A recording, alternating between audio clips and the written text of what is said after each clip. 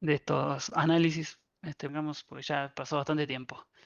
Este, bien, primero hoy vamos a charlar un poquito que algunos de la última clase no... Ah, espera que tengo que poner grabar. No me quiero olvidar, que se me olvida. Ahí estamos. La clase anterior me habían preguntado que era mapa de bits y que eran vectores. Eh, bueno, básicamente son imágenes que muchas veces parecen iguales, como estas dos que están acá, una al lado de la otra, pero que por detrás son dos cosas distintas, dos tipos de archivos diferentes. Unas son vectoriales, y otras mapa de bits. Muchas veces uno puede dilucidar si una imagen es un mapa de bits simplemente haciendo zoom y se ve el pixelado, espero que lo puedan observar, apreciar desde, no sé, con la calidad que sale esto acá. Y bueno, y después las vectoriales tienen otras características por las cuales no se pixelan. Voy a decirlo rapidito igual para no perder tanto tiempo con esto, porque aparte creo que la chica que me había preguntado esto no está hoy. Em, en fin, voy a empezar. Mapa de bits es un conjunto de bits donde cada píxel contiene información sobre su color y combinación de muchos píxeles, y la combinación de muchos píxeles forma la imagen completa. No es escalable. O sea, alterar el tamaño de la imagen provoca que se pixele y pierda calidad, que era lo que yo les mostraba acá. Em, a ver, ¿para qué se usa más o menos? Es por fotorrealismo, por ejemplo, donde permite mostrar un alto nivel de detalle y variaciones de sutil de color, ideal para imágenes, bueno, justamente fotorrealistas, como las fotos que tenemos por todos lados, con las redes sociales y demás. Eh, la calidad de la imagen depende de la cantidad de píxeles por unidad de superficie, tiene una resolución determinada. Se utilizan formatos comunes como JPG, PNG, GIF, BMP. El BMP es más viejo, pero para algunas cosas se usa, pero no en la industria, no vi que se usara tanto en la industria de videojuegos, no. Más que nada se usa PNG y GIF. Y a veces JPG, no, y JPG también. Pero menos. Creo que lo que más se usa es PNG. Uso de memoria. A mayor resolución, más espacio de almacenamiento ocupa debido a la cantidad de información por píxel. O sea, básicamente un píxel, justamente como contiene varios datos eh, en cada uno de sus puntos, como el color y todo eso, em, dependiendo de qué tan grande sea la- la resolución y demás, puede llegar a pesar muchísimo la imagen. Así que eso hay que también tenerlo en consideración a la hora de usarlas para videojuegos. Yo tengo una anécdota con eso. Tenía un compañero que para usar, me acuerdo que pasó que estaba haciendo nubes y usaba unas imágenes gigantes con una resolución enorme y tenía 300 millones de nubes en el juego. Era también una especie de runner, ¿no? O sea, pasaban las nubes, o sea, no sirven para nada esas nubes. Simplemente eran de fondo, de decorado, para mostrar velocidad si se quiere. Y bueno, nada. Y cuando exportamos el juego era, pero ¿por qué pesaba? No sé, era un runner, un juego muy chiquito, pesaba gigas. Y decíamos, esto no tiene sentido. Claro, cuando nos dimos cuenta era que justamente no estaban teniendo en consideración esta situación de la resolución. Esas cosas pasan cuando uno empieza a trabajar. Em, bueno, edición precisa ofrece precisión en los detalles, pero son menos flexibles para cambio de tamaño en comparación con los gráficos vectoriales.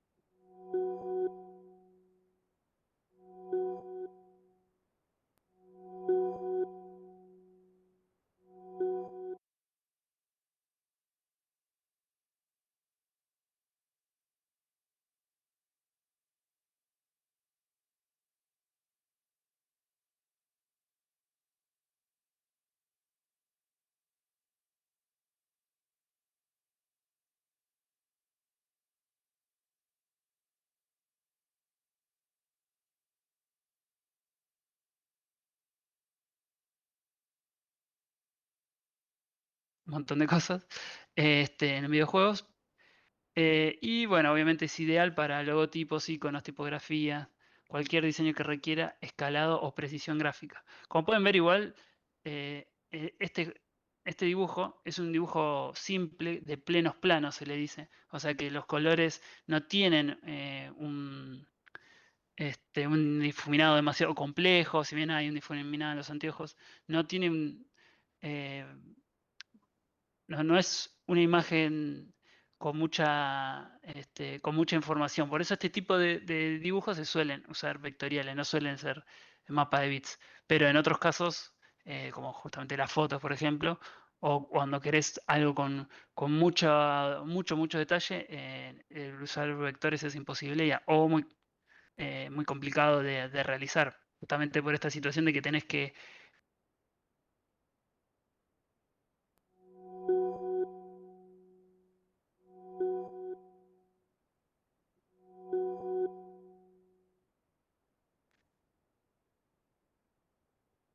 eh, después, ¿qué otra cosita me queda? Bueno, por las características de que se suele utilizar para hacer cosas con plenos planos y demás, funciona muy bien con logotipos, iconos y tipografías. Son imágenes que tienen dos o tres colores, o la tipografía que es simplemente una forma, que es la forma de la letra. ¿Qué más? ¿Qué más? No me quiero olvidar nada. Bueno, obviamente no es apto para fotorrealismo. Y los formatos, bueno, sí, el formato más común es el SVG, el que más se usa. Ahí es de Illustrator.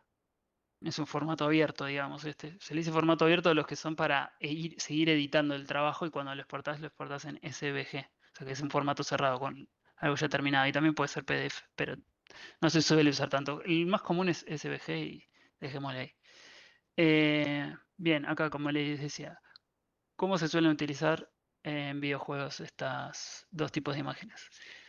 Las texturas detalladas, bueno, mapa de bits para texturas detalladas, personajes, entornos y objetos de alta precisión, como piel, metales o paisajes.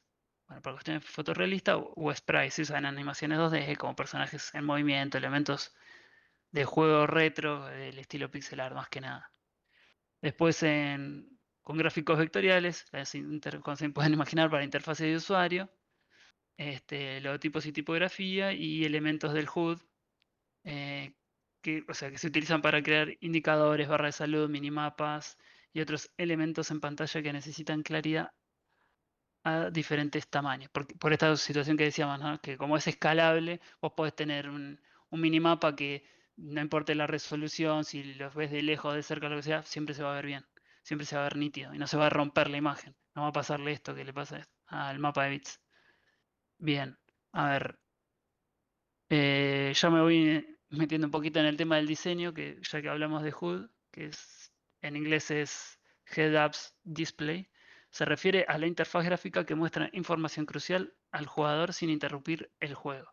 El HUD aparece sobre la pantalla del juego y generalmente incluye barra de salud, mapas, minimapas, marcadores de puntaje, barra de habilidades, información del tiempo, del juego como tiempo y demás. ¿Qué nivel estás? Acá puse un ejemplo, esto, si no me equivoco, esto va a haber alguien que sepa, ¿este es World of Warcraft? O es algo uno muy parecido. Porque tiene la misma tipografía, así que yo digo que es World of Warcraft. Lo puse para mostrarles un ejemplo extremo de lo que es un HUD, ¿no? O sea, que son todas estas cosas que aparecen. En general hay que tratar de que no sea tan invasivo, igual esto es medio un chiste, pero puede llegar a suceder esto. Que es más HUD que juego lo que uno mira. Hay juegos así, sí, sí, sí. Bueno, para arrancar lo que tenemos que ver hoy es que es todo tema de diseño. Quería por lo menos comentarles qué es el diseño para que partamos de una idea base. El diseño es el proceso mental previo, una previsualización en el que se busca una solución en cualquier ámbito. Es comúnmente utilizado en disciplinas que requieren creatividad. El diseño no solo se enfoca en la apariencia, forma o color, sino que también considera la función de un objeto y cómo interactúa con el usuario, receptor o jugador. Durante este proceso es fundamental tener en cuenta aspectos como la funcionalidad, la facilidad de uso, la eficiencia y la durabilidad del objeto diseñado.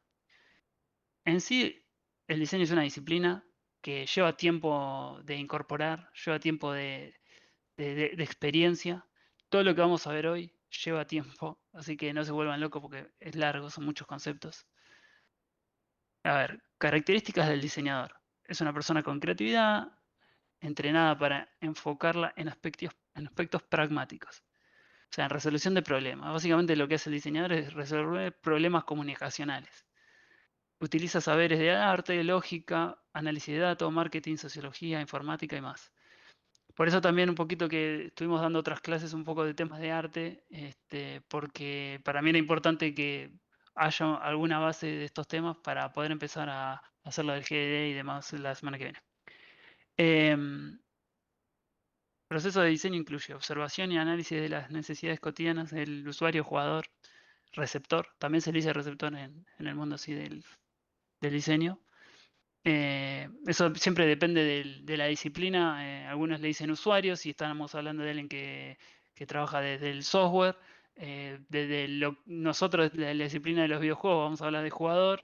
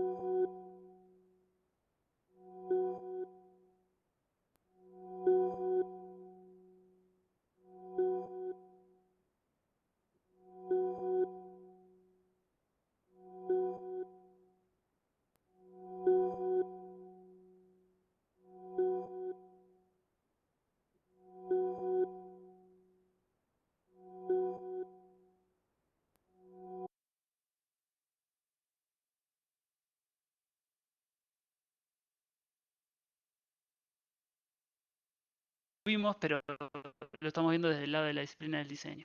No solo adorna, crea visualmente con propósito comunicativo.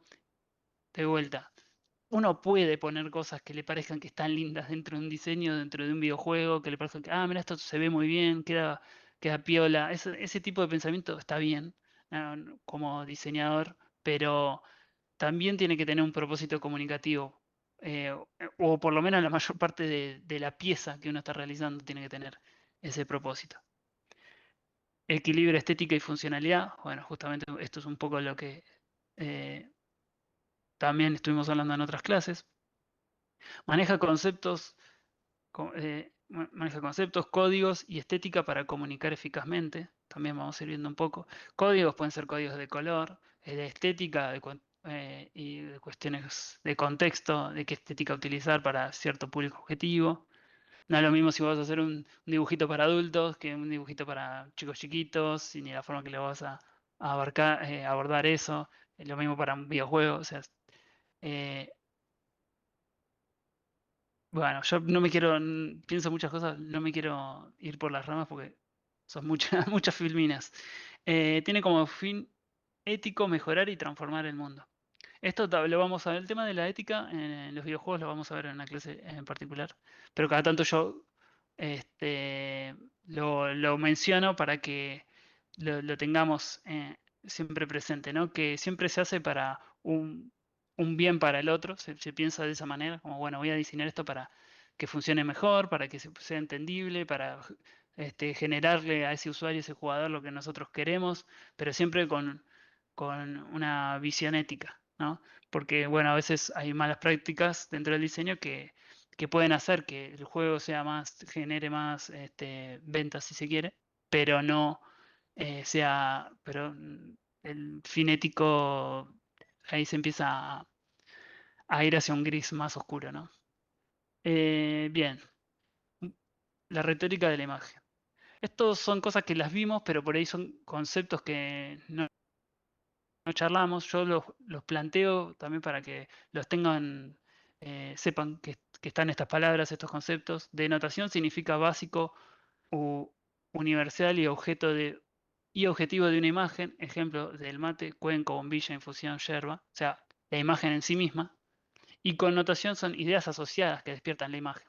Acá yo lo que puse fue un ejemplo del corazón, que igual las dos vendrían a ser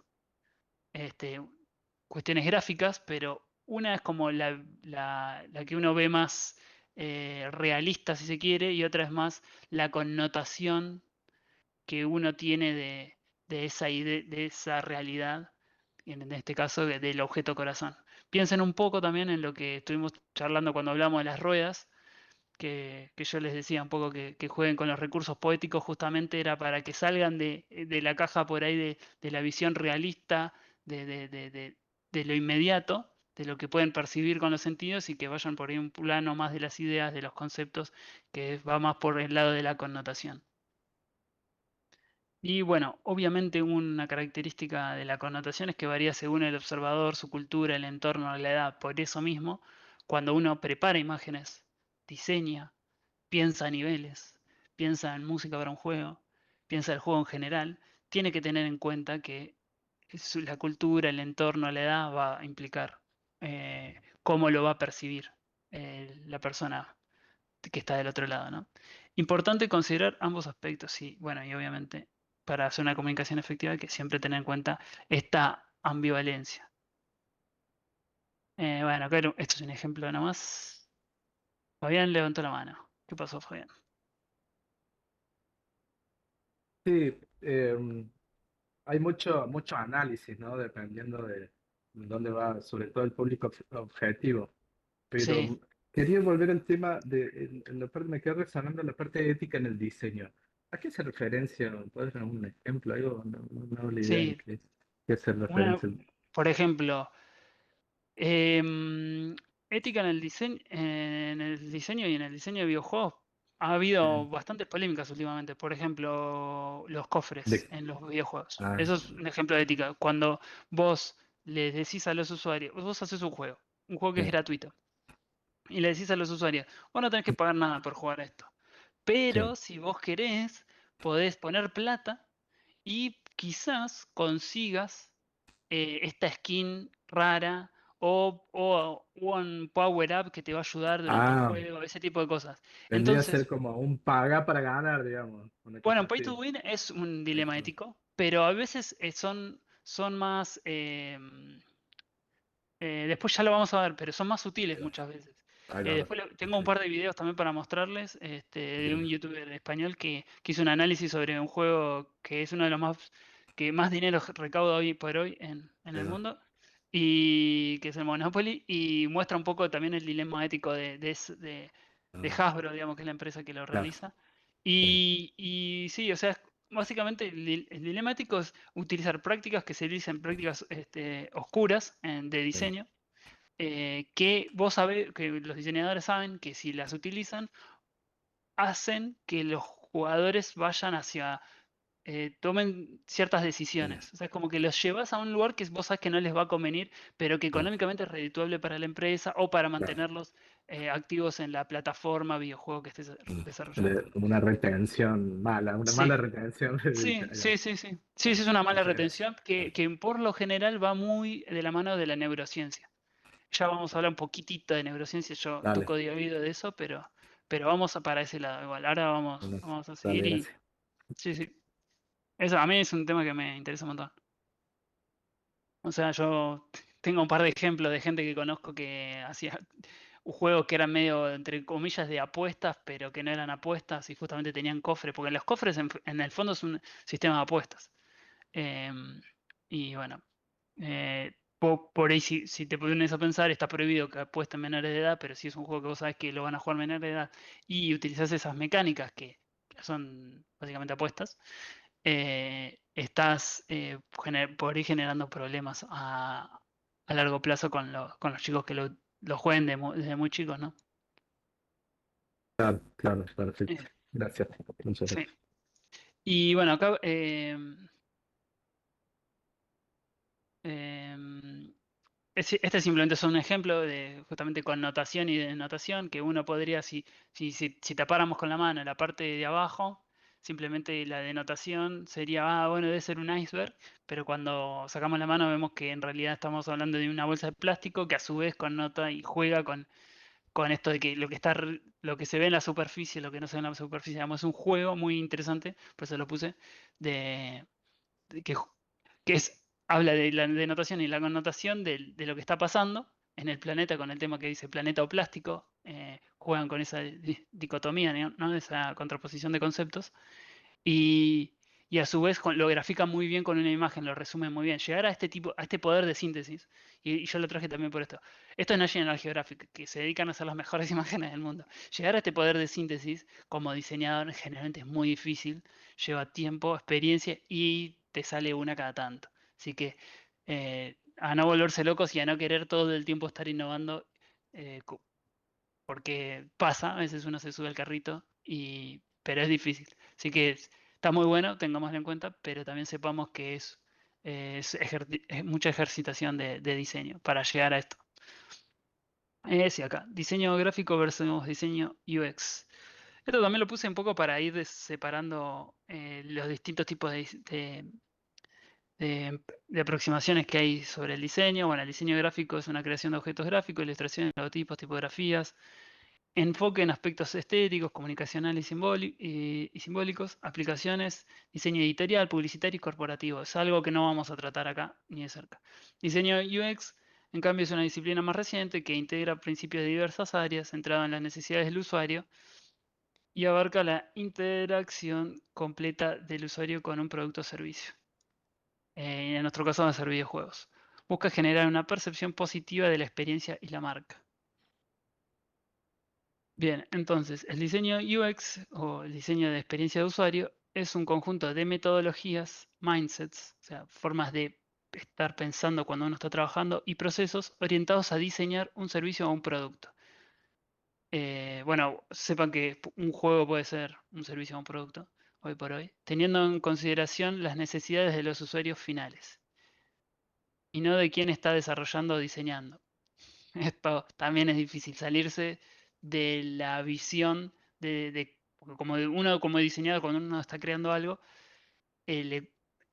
está tan metido en el desarrollo que se olvida que está diseñando para otra persona que nunca vio todo eso. No hizo ese proceso de pensar cuando estás haciendo un juego, por ejemplo, no hizo el proceso de estar pensando cómo iba a ser el nivel, que el personaje esto, no, lo ve de la nada, digamos, algo nuevo que se le presenta, y es por eso que como diseñador muchas veces es difícil salirse del lugar del lado del lado del que la está produciendo en relación a la persona que no tiene absolutamente nada que ver, que es un jugador, una persona nueva, que quizás es un potencial jugador por ahí, ni siquiera es un jugador, es alguien que está mirando un video del juego o que el tráiler, lo que sea, y vos tenés que poder como atrapar justamente la atención y las ganas de jugar a ese usuario nuevo, ¿no? Sin per- Teniendo en cuenta, bueno, un montón de estas cosas que vamos a ver ahora, que son las facetas de Peter Morville, que hablan de que todo diseño debe ser valioso, o sea que debe aportar valor al negocio y al usuario, debe ser útil, debe cumplir una necesidad concreta. Después también podemos ver qué tipos de necesidades hay en los videojuegos, porque no todos juegan por las mismas razones. Debe ser deseable, debe ser atractivo y generar una conexión emocional. Debe ser accesible, debe ser usable por personas con diferentes capacidades. Esto también un poco en algún momento lo hablamos, que los sistemas de color, de tener en cuenta si las personas son colorblind, en español es, no sé cómo se dice. Pero bueno, que básicamente que tiene por ahí dificultades con algunos colores o con el sonido daltónico. Ahí está, no me salía. Tiene que ser creíble, debe generar confianza en el usuario.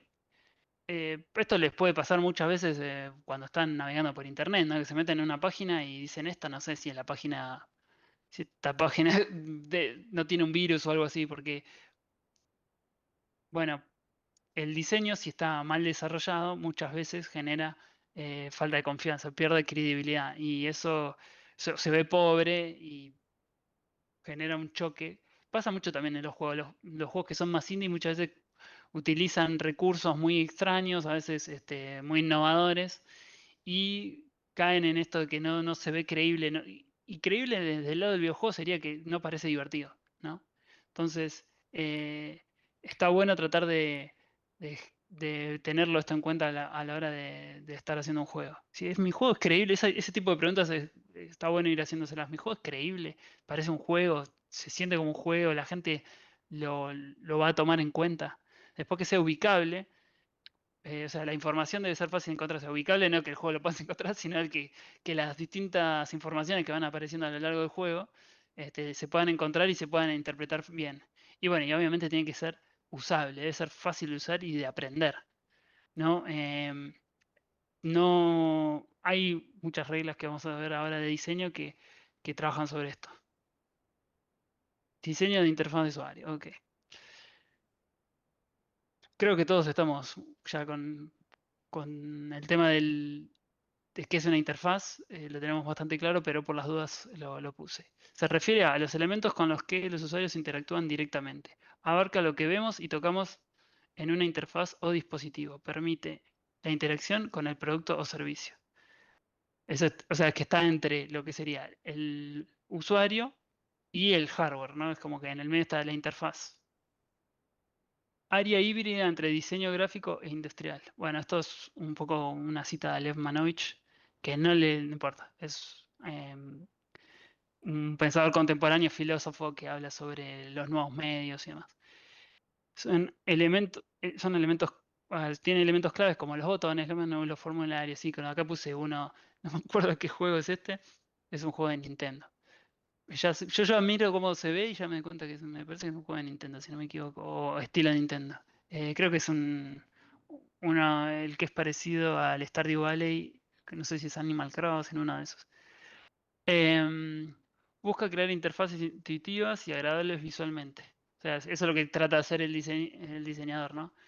Que se vean lindas, que se vean llamativas, eh, y bueno, intuitivas, que vos siempre que cuando mirás sabés qué podés hacer y qué no, y para qué está esa pantalla y esos botones, y que no quede nada medio al azar que no entendés qué es lo que está pasando o por qué está ese botón titilando en algún momento del juego. También les quería dejar este link de página de interfaces que está muy bueno porque cuando ustedes estén desarrollando probablemente digan, bueno, ¿dónde encuentro algún material, algo para o inspirarse o para ver cómo resolvieron juegos del mismo género que ustedes están desarrollando? Bueno, esa página es para ustedes. Está muy buena, es muy sencilla. El nombre de interfaceingame.com y tiene de un montón de videojuegos y está muy buena. Así que se las recomiendo. Creo que esta imagen la saqué de ahí. Bueno, habíamos hablado de usabilidad. La usabilidad, según Jacob Nielsen, es el atributo de calidad de un producto que se refiere sencillamente a su facilidad de uso. Implica el grado en el que el usuario puede explotar o aprovechar la utilidad de un producto. Bueno, explotar en el sentido, ¿no? de productivo, ¿no? Y bueno, sus características principales son la facilidad de aprendizaje, cuán fácil es realizar tareas la primera vez, eficiencia, una vez aprendido, cuán rápido se realizan las tareas, memorabilidad, cuán fácil es volver a usar eficientemente tras un periodo sin uso, eficacia, cuántos errores comete el usuario, son graves, se recupera fácilmente, satisfacción, cuán agradable es usar el producto, crucial para el éxito de productos digitales incluyendo videojuegos. Estas son un poquito las características y estas son las preguntas que muchas veces en la etapa de testing y de iteración que se hacen durante el desarrollo del juego, uno se pregunta, ¿no? Estas son muy amplias para justamente para poder dilucidar estas preguntas uno va a preguntas más chiquitas generalmente, pero cuán fácil es realizar tareas la primera vez. Es un test que se hace mucho. Dejas a gente nueva a que pruebe la aplicación, el juego que estás haciendo y vos analizás medio de atrás, tomando notas. A veces también se graban y, y se hace esto, ¿no? Se ve a ver cómo no les decís nada y a ver si entienden qué es lo que tienen que hacer y cómo tienen que llegar en este caso, si fuese un videojuego, la primera tarea sería empezar el juego, del menú. de la primera interfaz a empezar a jugar. Y podríamos extenderlo también a que termine la primera partida. Y una vez que terminó la primera partida, podríamos ver si la siguiente vez baja el tiempo que tarda en entender la interfaz y justamente en aprender los distintos estadios de etapas de un nivel del juego. Y bueno, ¿no? Y también la memorabilidad y demás. Ya vamos a ir más sobre estos temas igual, de otra manera. Yo lo que quiero es ir presentándoles los distintos conceptos de diseño UX para poder ir avanzando. Hoy, en teoría, el chiste de hoy era que hablemos de diseño centrado en el usuario. Todo va a estar relacionado con eso hoy. Características. Tiene un enfoque de diseño cuyo proceso está orientado por la información acerca de quiénes van a hacer uso del producto. Por eso es bueno siempre hacer buenos relevamientos de quiénes van a ser las personas que van a utilizar el juego. Pensar cuál es el ecosistema, la edad, de qué nicho, no sé, clases sociales, todo ese tipo de cosas, qué cosas piensan, qué cosas les gusta, se tiene en cuenta a la hora de desarrollarlo. Hacer un videojuego hoy en día, sin tener en cuenta a quién le estás haciendo el juego, para quién es un suicidio básicamente. Hay juegos que son artísticos y el artista lo hace, lo desarrolla y está simplemente expresando una idea, pero en general, desde el punto de vista, si se quiere, un poco más de mercado, este, es- la información de quién va a usar el producto es muy importante. Métodos y técnicas para analizar, diseñar y evaluar hardware y software. Bueno, eh, justamente, como estamos pensando en un diseño centrado en el usuario, hay que tener en cuenta qué software, qué hardware, cómo se va a diseñar, qué técnicas, qué métodos vamos a estar utilizando. Preguntas clave. ¿Quién usará el sistema? Bueno, ya lo veníamos hablando. ¿Qué tareas realizará? Buscar, busca crear productos más eficaces, eficientes y satisfactorios, ya lo charlamos también. Proceso iterativo con tres fases principales y cíclicas. Esto es yo lo anoté acá, pero posiblemente después lo charlemos en otras clases. Esto es algo que se da todo el tiempo, que es análisis, entender a los usuarios y sus necesidades, diseño, proyectar soluciones que satisfacen las necesidades y validación, comprobar el valor agregado. Esto es el proceso de iteración, ¿no? Que se va realizando, se hace el 1, 2, 3, 1, 2, 3, como que es un círculo, ¿no? Esto nunca se deja de hacer. Se hace, por ejemplo, una vez que hacemos la primera vuelta, después se hace, una vez que ya sabemos cómo, si les gustó, si no les gustó a los usuarios, si les funcionó, si no les funcionó, se vuelve a hacer, analizar bien las necesidades de los usuarios y estaba todo eso, y se vuelve a proyectar y tratar de desarrollarlo. De hecho, acá, que una metodología que utiliza todo esto que estuvimos hablando es el design thinking, que podríamos decir que es este proceso de análisis, diseño y validación por ahí expresado de otra manera, que es empatizar, investigar y conocer a los usuarios, definir, organizar la información y determinar el problema central, resolver, en este caso, cuando hablamos de problema central en videojuegos, eh, básicamente hacer que el jugador le guste el juego, sería, ¿no? Eh,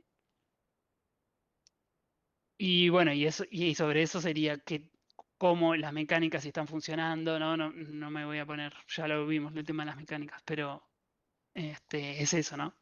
Idear, generar múltiples ideas y alternativas de solución. Muchas veces eh, no hay una idea, no hay una forma clara de resolver un problema. Entonces se idean múltiples ideas y se prototipa sobre eso de forma rápida, como dice acá, simplificada, o sea que no es que uno se mata haciendo unos gráficos espectaculares ni nada, pero busca justamente resolver el problema central que habíamos definido antes.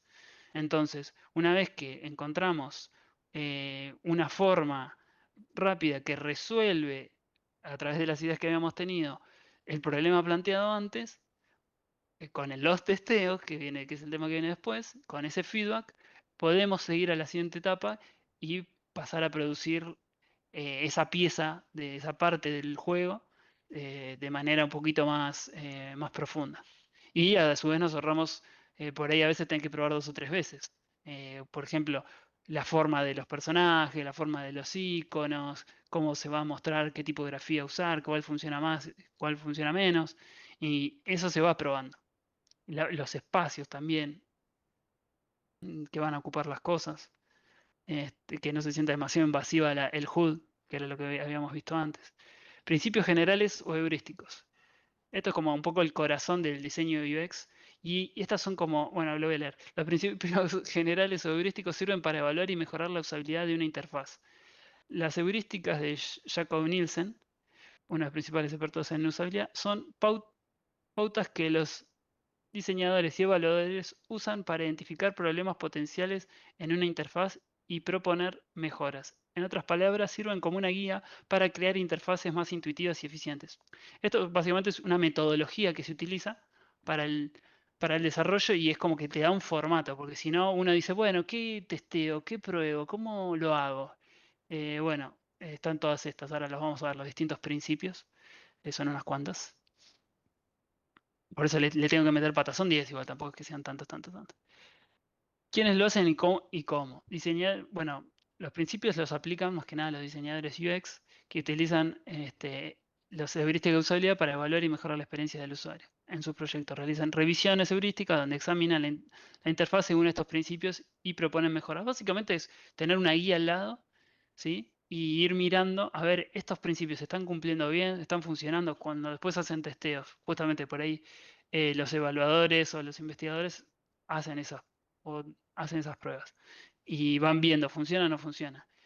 Por eso hay veces que en los test está algún diseñador UX para mirar a ver cómo va la cosa.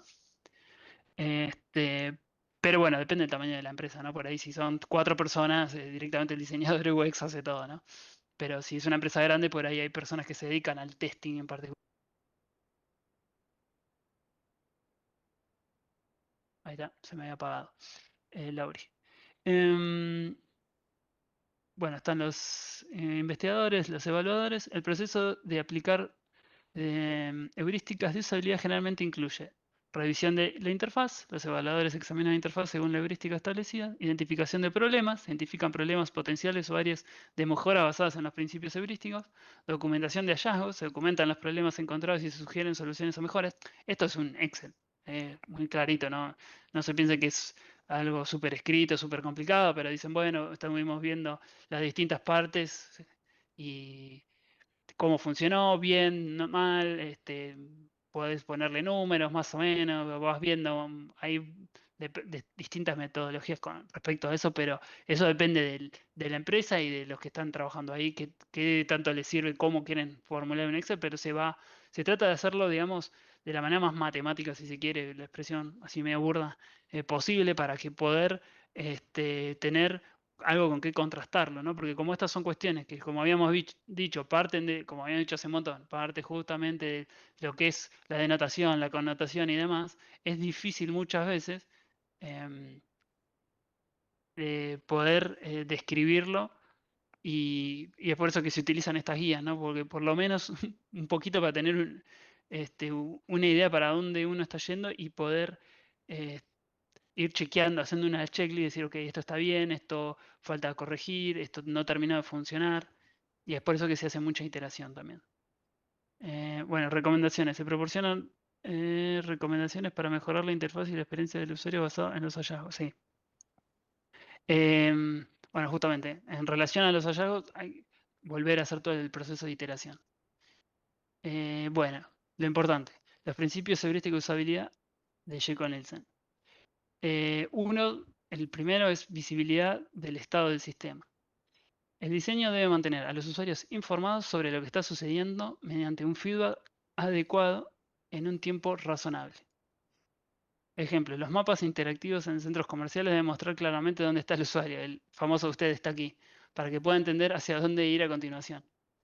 Consejo, comunicar claramente el estado del sistema a los usuarios. Ninguna acción con consecuencias debe realizarse sin informarles. Proporcionar feedback a los usuarios lo más rápido posible. Construir confianza a través de una comunicación abierta y continua.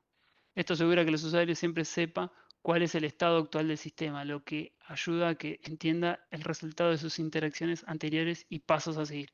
Esto parece chino y muy sacado de contexto, pero bueno, son cosas que cuando uno está empezando a hacer el juego y a ver los distintos momentos, digamos, la parte de cuando estás haciendo el primer nivel, cuando estás desarrollando la interfaz y demás, uno viene a esta guía y dice, ¿qué es la visibilidad del estado del sistema? Estoy haciendo que el diseño, el usuario con el diseño del usuario esté informado. Es como que son puntos donde uno empieza a hacerse preguntas. Después, coincidencia entre el sistema y el mundo real. El diseño debe hablar el lenguaje de los usuarios, usar palabras y frases y conceptos familiares para el usuario. Esto en la jerga del diseño UX se llama UX Writing. O sea, que sea un... Por ejemplo, cuando te equivocas con una contraseña por decir algo, en Steam te dice, buen intento, pero no, o alguna cosa así te dice. Como que te dice, te equivocaste, pero te lo dice de una manera amena, como medio jocosa, medio en chiste. Y en cambio no te dice error 444, que vos no sabrías qué es eso. Te lo dice en palabras y frases y conceptos familiares y claros para que vos lo entiendas. Y eso hay que tratar de hacerlo en todo momento, sobre todo en situaciones donde el usuario se puede equivocar. Porque mal explicado genera más confusión y mayor frustración.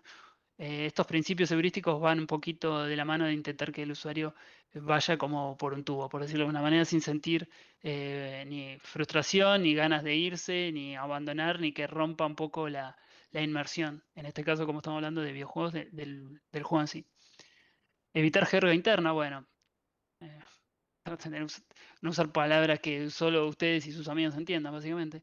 Seguir convenciones del mundo real.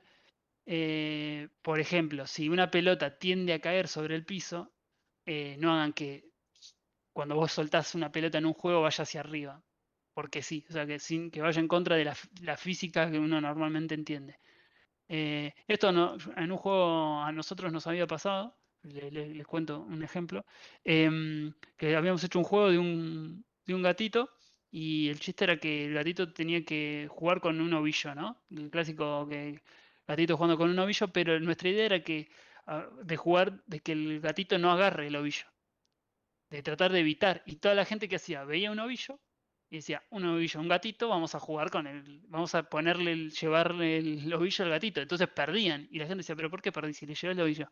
Y es como, no, vos tenés que tratar de evitar de que lo agarre. Entonces, bueno, habría en ese momento tuvimos que cambiar un poco el objeto ovillo para justamente seguir las convenciones del mundo real para que em, como es, para que la gente pudiese a simple vista entender de qué va esa experiencia. Por eso, y acá también esto continúa con la misma idea, es presentar la información de un orden natural y lógico. Cuando esto está bien hecho, este principio está bien aplicado, la gente piensa que es obvio, o sea, ni siquiera se lo piensa. No le ocupa ningún tipo de información ni de nada. Es como que cuando algo está bien diseñado en este sentido, las personas ni siquiera sienten que está diseñado. Es, es, es muy interesante eso. Cuando pasa es un golazo. Después, ejemplos, controles bueno, sí, de estufa, el horno y demás, que coinciden con la disposición de los quemadores. Usar coche en lugar de automóvil si es más familiar para los usuarios. Ese tipo de cosas, ¿no? Como les contaba, usar palabras que vayan más en relación a las personas del lugar. Mucha gente hace traducciones, eso se está haciendo mucho ahora. Hay mucha gente que trabaja como traductores que traducen juegos y cada vez se está haciendo más específico este tipo de cosas, ¿no? De acercarse a los usuarios haciendo traducciones, eh, casi le diría de país por país o región por región.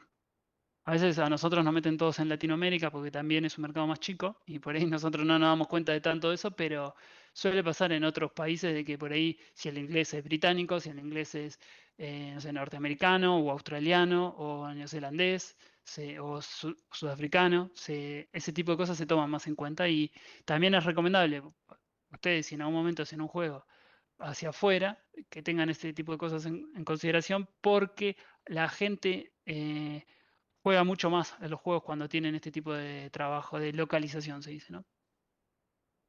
Bueno, el consejo en la investigación de usuarios ayudará a descubrir la terminología familiar y de modelos mentales de sus usuarios.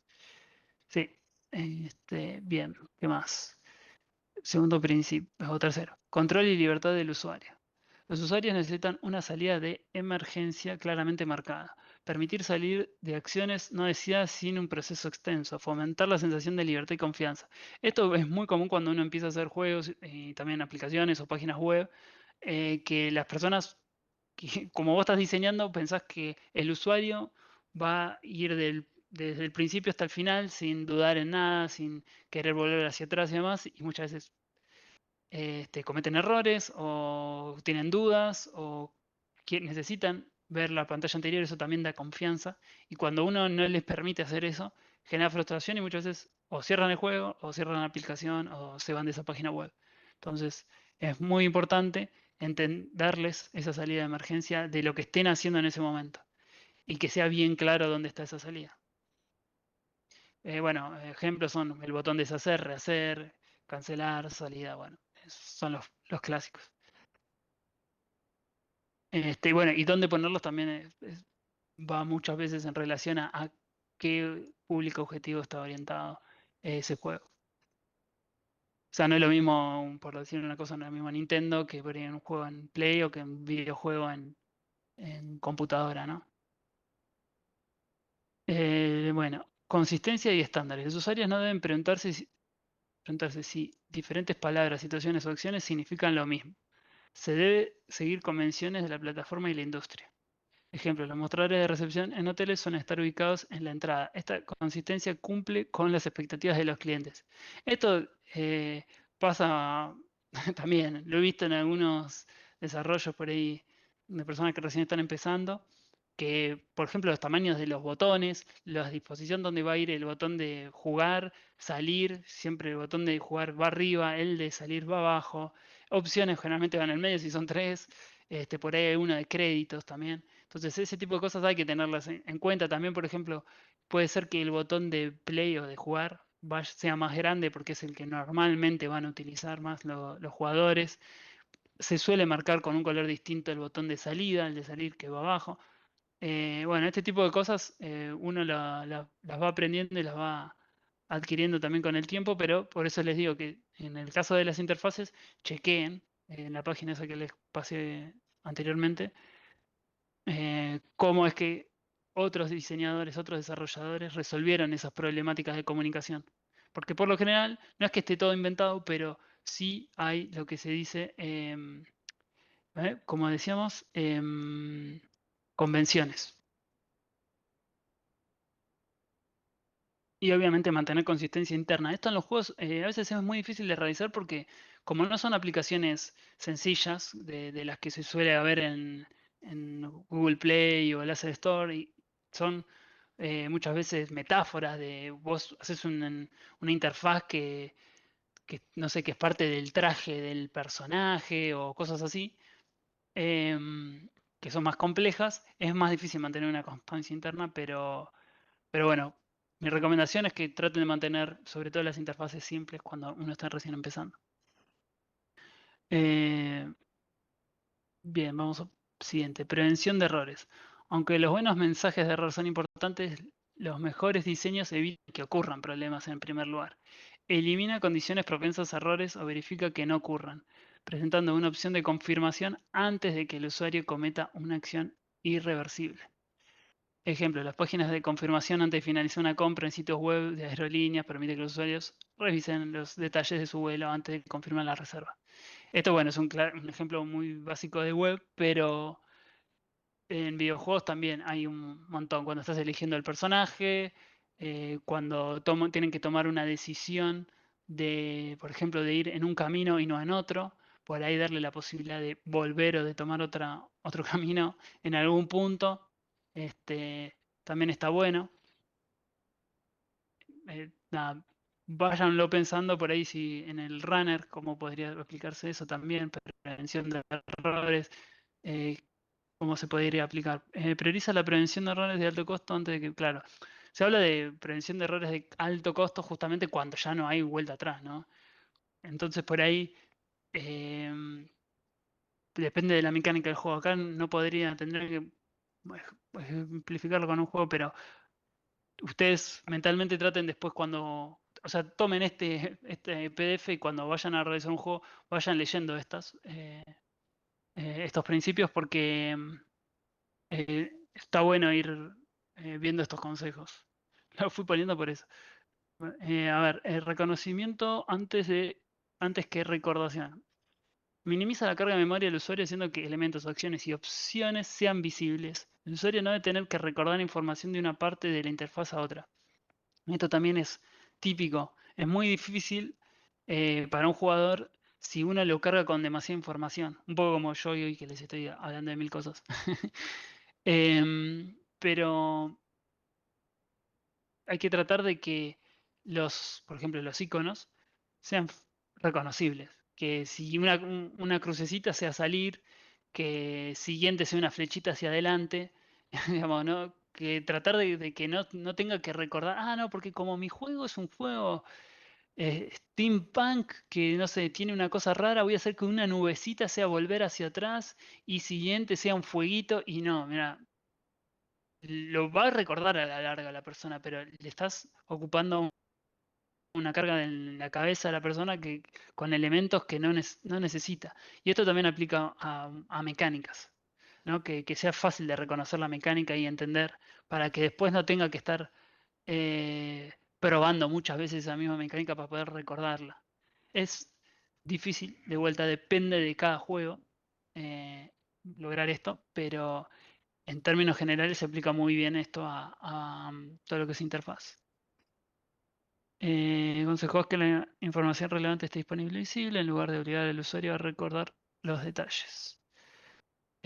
Proporcionar ayuda contextual en lugar de obligar a los usuarios a memorizar largos tutoriales. Eso también está bueno. Ponerle alguna mínima ayuda a memoria en algún punto del juego de cómo utilizar unos botones o para qué sirven ciertos botones, ayuda un montón también. Esto se usa bastante en los juegos. Seguramente alguna vez jugaron y vivieron como por la quinta vez que le volvieron a decir, para saltar es con la X o con el círculo, cosas así. Y vos decís, pero si ya me dijeron 20 veces, bueno, se hace porque se asume de que vos por ahí te olvidaste. Entonces, para que no tengas que andar pensando y recordando.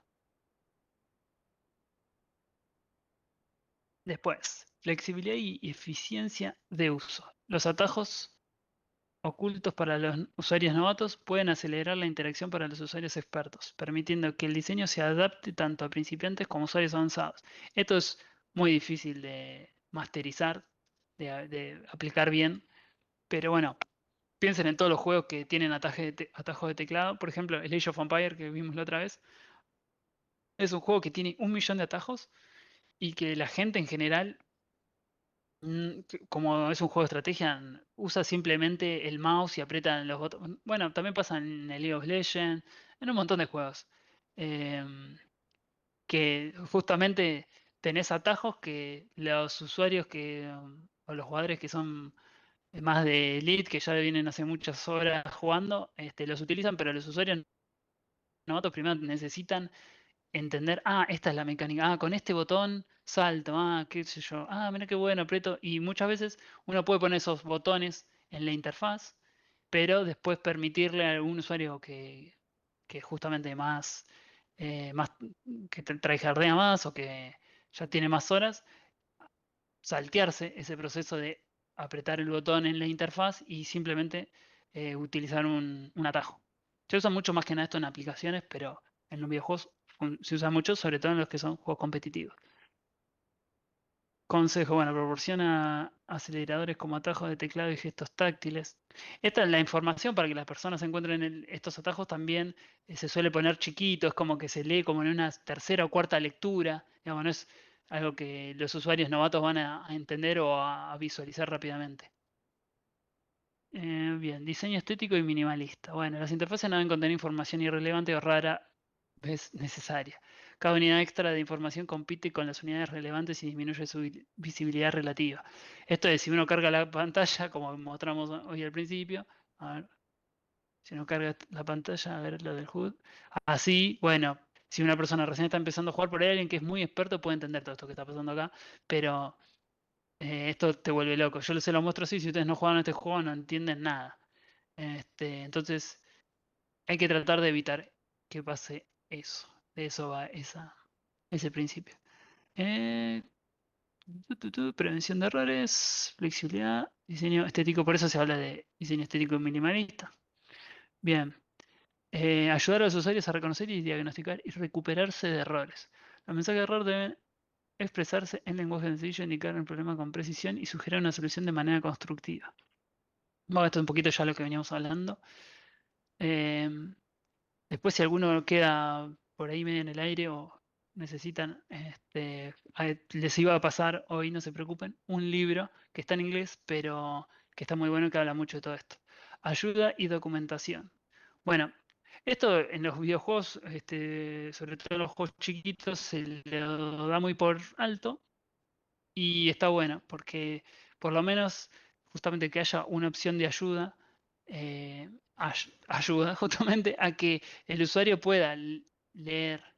este, a ver, la definición es que necesitan decir, bueno, explicaciones van a decir, pero, o sea, yo lo pondría a veces. Obviamente, lo mejor es que no necesite ninguna explicación, pero justamente es necesario proporcionar documentación para ayudar a los usuarios a completar sus tareas. Ejemplo, las páginas de preguntas frecuentes. A ver, si van a hacer un juego largo, siempre se pone ayuda y documentación. Pero por ahí para un juego cortito, algún pop-up que aparezca o que exprese lo que tiene que hacer o cómo tiene que realizarlo, qué botones utilizar o qué mecánica está utilizando, está bueno. Pero de vuelta, esto depende mucho de cada juego. Lo bueno es que tengan ya en este PDF los distintos principios y cuando vayan realizando el juego se puedan ir preguntando si están cumpliendo estos principios y qué pueden hacer. Bueno, la importancia de la heurística en UX. La heurística en UX es fundamental, o sea, en el diseño de experiencia, en la experiencia del usuario. Es fundamental para crear experiencias de juego efectivas. Se basa en el conocimiento de las... Ahí, se me corta el micrófono cantando. Se basa en el conocimiento de las limitaciones cognitivas del cerebro humano. Actúa como una lista de verificación esencial para los diseñadores de juegos. Esto es lo que yo le decía, lo van a ir chequeando. Esto nadie, o sea, que lo va a acordar, o sea, por ahí lo saben, pero siempre conviene repasarlo uno a uno. Es una guía, básicamente. Permite tomar decisiones más rápidas e informadas durante el proceso de diseño. Ayuda a anticipar y mitigar problemas de usabilidad antes de que lleguen al usuario final. Analogía clave. Bueno, Celia Holden es la escritora del libro que les iba a pasar. Compara el uso de heurísticas en el diseño de juegos con la lista de verificación que usan los pilotos de avión. Así como un piloto experimentado no deja de usar estas listas por considerarse experto, un diseñador de juegos debería utilizar constantemente las heurísticas de UX para asegurar la calidad de su diseño. Importante, no existe una ciencia exacta para crear juegos perfectos. Si existiera, todos ya lo conoceríamos y se acabaría el trabajo de diseñador. En su lugar, el uso de heurísticas proporciona un marco flexible pero fundamentado para tomar decisiones de diseño. O sea, básicamente estas leyes, estas guías, se llevaron muchos años para que los diseñadores la desarrollen y se dieron cuenta que con estas guías alcanza y es suficiente para poder hacer un buen diseño. Entonces, hay que considerarlo como justamente una guía y no esto es sí o sí, hay que cumplirlo perfecto o ir muy al hueso, pero sí tenerlo muy en claro cada vez que vamos haciendo los procesos iterativos del juego. Bueno, acá nos vamos a meter un poquitito de neurociencia, pero sí poco. Sesgos cognitivos y diseño. Tanto los diseñadores como los jugadores están sujetos a sesgos cognitivos. Estos sesgos pueden llevar a decisiones de diseño subóptimas o malentendidos por parte de los jugadores. Al utilizar heurísticas basadas en el conocimiento del funcionamiento cerebral, los que ya vimos, los diseñadores pueden anticipar y mitigar estos problemas.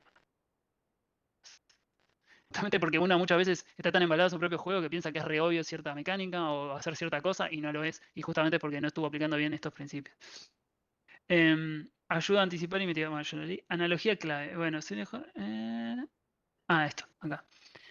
Es crucial que los diseñadores cuestionen sus propias intuiciones, aunque la intuición y la experiencia son valiosas, no son infalibles. O sea, muchas veces uno diseña por intuición. Dicen, yo creo que esto les va a gustar, les va a funcionar, le va a parecer interesante, los va a atrapar al jugador, le va les va a parecer emocionante de alguna manera, les va a impactar, y está bien, pero hay que balancearlo, ¿no? No guiarse solamente por la intuición.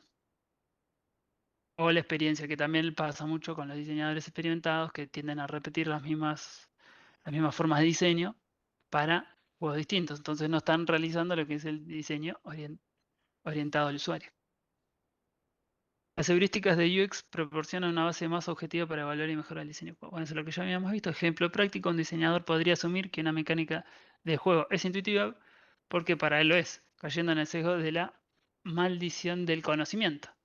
O sea, que básicamente conoce mucho el juego, lo entiende muy bien y le parece que, bueno, lo que había contado bien, es recién, ¿no? Para él es muy común que esto pasa siempre, que uno juega tanto el juego o está iterando, al principio se hacen justamente pruebas internas, test internos, entonces lo probaste 300 veces y ya es como que llegas al nivel 20 de tu juego re rápido y te olvidas de que por ahí después alguien lo va a tener que agarrar por primera vez y no va a entender nada. Entonces es muy fácil caer en esta sesgo de la maldición del conocimiento.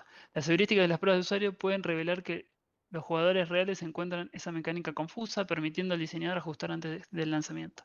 Así que bueno, nada. En definitiva hay que testear mucho y seguir mucho las, los principios. Me digo las porque estoy pensando en la ley de Gestalt que también vamos a ver hoy. La comprensión, la percepción en el diseño de UX. La comprensión de cómo funciona la percepción humana es crucial para el diseño de interfaces y experiencias de juego efectivas. Proceso activo. La percepción no es un proceso pasivo de recepción de información, sino un proceso activo de construcción y organización. Están las leyes de Gestalt, que son herramientas que ya las vamos a ver cuáles son. Son herramientas poderosas para el diseño de interfaces en particular, pero también del juego en general.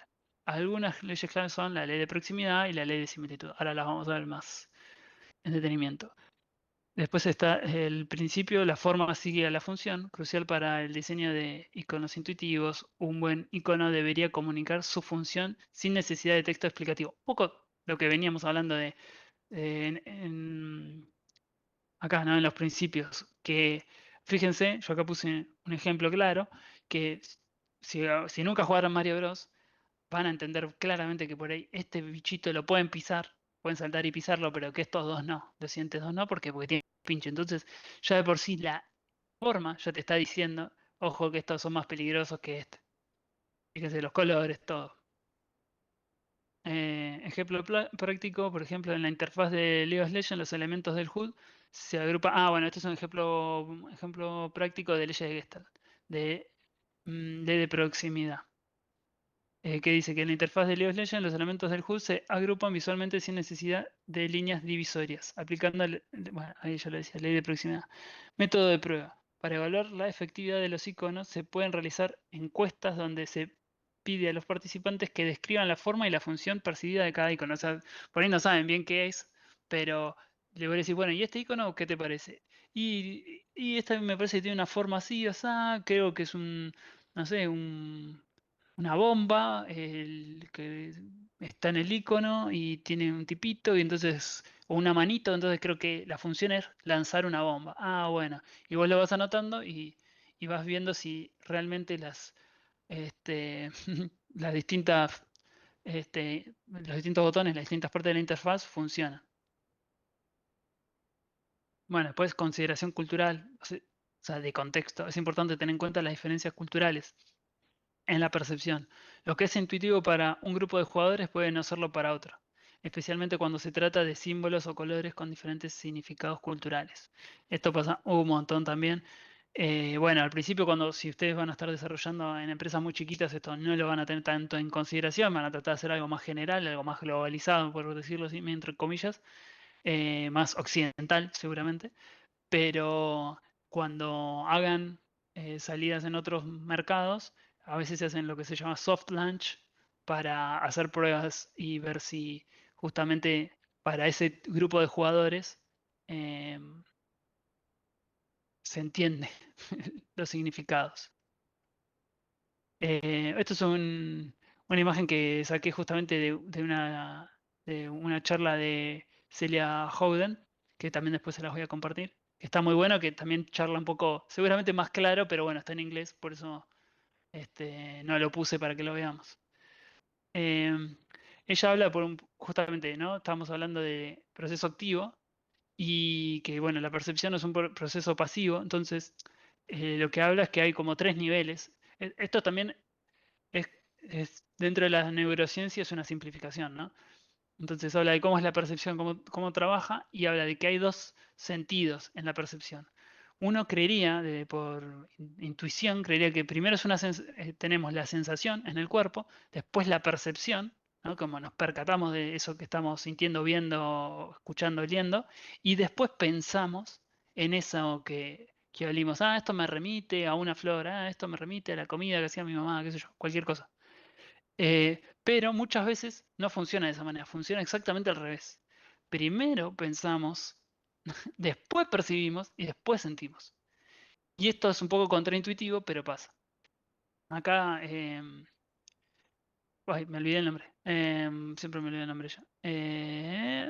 De- Celia, está bien. Celia muestra, por ejemplo, cómo funciona esto con un ejemplo de las estrellas. Pero yo les iba a comentar otro, por ejemplo, no sé si a ustedes les pasa. A ver, les iba a preguntar, para ustedes, los árboles, los troncos de los árboles, ¿de qué color son?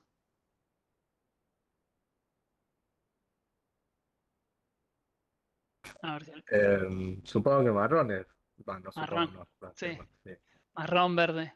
Bueno, eso es porque justamente tenemos un knowledge, como decía, un conocimiento, nosotros tenemos incorporado en nuestra cultura que los árboles son marrones. O sea, el tronco del árbol es marrón. Pero en realidad, si se ponen a pensar, son grises. Vayan, hagan la prueba, vean y van a ver que la mayoría de los árboles, muchos árboles, son grises, no son marrones. Pero en nuestra concepción todo dice marrón. Bueno, eso justamente es porque ¿cuántas veces vieron un árbol y a que no se pusieran a pensar de que el árbol es gris? Pasa también. Entonces, esos procesos hay que tenerlos en claro, porque parece que no, pero, pero por eso les digo, muchas veces va de la, que sería la cognición, la percepción a la sensación. Bueno, sí, sí, sí, por eso. La representación gráfica siempre es marrón, pero en realidad es un tipo de gris en general. Em, Otro ejemplo que les iba a dar el explorador Magallanes, cuando estuvo recorriendo, desembarcó en África, él nunca había estado en África, y escribió en sus anotaciones que había encontrado unicornios. Él dijo que había unicornio y toda su vida convencido de que había unicornios. Claro, pasa que él nunca había visto un rinoceronte. Entonces, bueno, ¿qué dijo? Bueno, son unicornios. ¿Por qué? Porque en su concepción, en su experiencia, era lo más cercano que tenía, era la visión mitológica de un caballo con un cuerno. Entonces, él dijo, vi unicornios. Todos sabemos que no existen los unicornios, así que lo más probable es que haya visto un rinoceronte, pero su, su bagaje, su experiencia previa, su contexto, lo limitó a la forma, en su percepción y la sensación de lo que estaba percibiendo. Por supuesto que después de un tiempo uno va a hacer un proceso, ¿no? Estoy mirando algo que es nuevo, lo voy interpretando, lo voy reinterpretando, lo voy reformulando, lo voy deconstruyendo, le voy agregando significado. Sí, todo eso pasa después, obviamente, pero a priori, en el primer vistazo, eh, sucede esto. Por eso se habla de proceso activo y no como algo pasivo, que es como, me llega la recepción de una información lineal, perfecta. Tienen que entender eso un poco, que es lo que eh, habla justamente Celia, es que nosotros tenemos un montón de cosas entre medio, entre lo que está sucediendo, digamos, entre la realidad y nosotros. Entonces, como personas tenemos un montón de limitaciones y esas limitaciones hay que tenerlas en cuenta a la hora de diseñar, porque muchas veces durante un videojuego pasan las cosas en fracciones de segundo, en poco tiempo, y, y a veces la solución de un problema de justamente de diseño de un nivel o de una interfaz es basado en este tipo de situaciones que es más difícil de contemplar, de pensar que, bueno, viene por ahí la cosa. Después, la siguiente parte es leyes de Gestalt, que son, bueno, ya habíamos dicho, ¿no? Herramientas que se utilizan en el diseño de interfaces, pero también se usan en los juegos en general. Las leyes de Gestalt vienen de la psicología y se le dice la psicología de Gestalt es una teoría que se desarrolló a principios del siglo XX por psicólogos alemanes y se centra en cómo las personas perciben y organizan el mundo visual. Esto también se aplica igual a cuestiones auditivas y demás, pero lo vamos a hablar más que nada del mundo visual, que es lo más fácil, más eh, fácil de entender. Y bueno, básicamente ellos, los psicólogos estos, estaban tratando de buscar como también una teoría medio universal de la percepción humana, ¿no? Estos psicólogos propusieron que el todo es más que la suma de sus partes, lo que significa que el cerebro organiza la información visual en patrones completos en lugar de procesar elementos individuales de forma aislada. Las leyes Gestalt surgieron de este enfoque para explicar cómo percibimos las formas y estructuras en nuestro entorno. En otras palabras, las leyes de Gestalt son principios psicológicos que explican cómo las personas perciben y organizan visualmente los elementos de su entorno. Obviamente estas leyes son fundamentales en el diseño de experiencia y en el diseño de videojuegos. Bien, le vamos a ver estas leyes. Estoy metiendo a pata, ¿cómo venimos de tiempo? Eh, Empezamos a las 6. Bien, venimos bien. Ley de proximidad. Esto es lo que habíamos... estaba este ejemplo de práctico de League of Legends es este. Los elementos que están cerca entre sí y que están cerca entre sí, tienden a ser percibidos como un grupo. Esta ley se utiliza para organizar contenido relacionado, agrupando elementos que tienen un propósito o relación similar. Ejemplo en diseño, botones de acción colocados junto en una barra de herramientas. En este ejemplo, acá yo lo marqué con azul, es básicamente uno ya percibe de que esta información, estos números, están relacionados con estos símbolos. Uno podría, yo que he jugado League of Legends, entiendo que estos son la cantidad de enemigos que mataste y la cantidad de veces que moriste, ¿no? Pero fíjense que están estos dos iconos, este icono y esta información juntos para expresar, sin decirlo, expresar eh, su relación. Y esto se utiliza todo el tiempo. Fíjense como acá hay un ejemplo muy básico. Yo traté de poner ejemplos muy básicos en todos, que muestran simplemente uno poder, simplemente por lo que está viendo, entiende que esto es un grupo y este es otro grupo. No importa qué sean. En este caso son puntitos, podrían ser cualquier cosa, pero ya por cómo están de cerca, ya interpreta de que es es una cosa u otra. Después la ley de semejanza. Los elementos que son similares en forma, color, tamaño o textura tienden a ser percibidos como parte de un mismo grupo o patrón. Ejemplo, en diseño, links o botones con el mismo estilo visual, color y forma. Indican que tienen una función similar. Bueno, en este caso eh, se me ocurrió poner de este juego de Mario, que justamente vos tenés un montón de personajes para elegir y fíjense que los que son personajes especiales tienen una forma distinta blanca atrás y que son percibidos como elementos por fuera casi si entrecierran los ojos, por ejemplo, se pueden dar cuenta de eso. Que están como todos agrupados arriba, que son como semejantes, y estos acá ya van a otro lado, ya están seleccionados.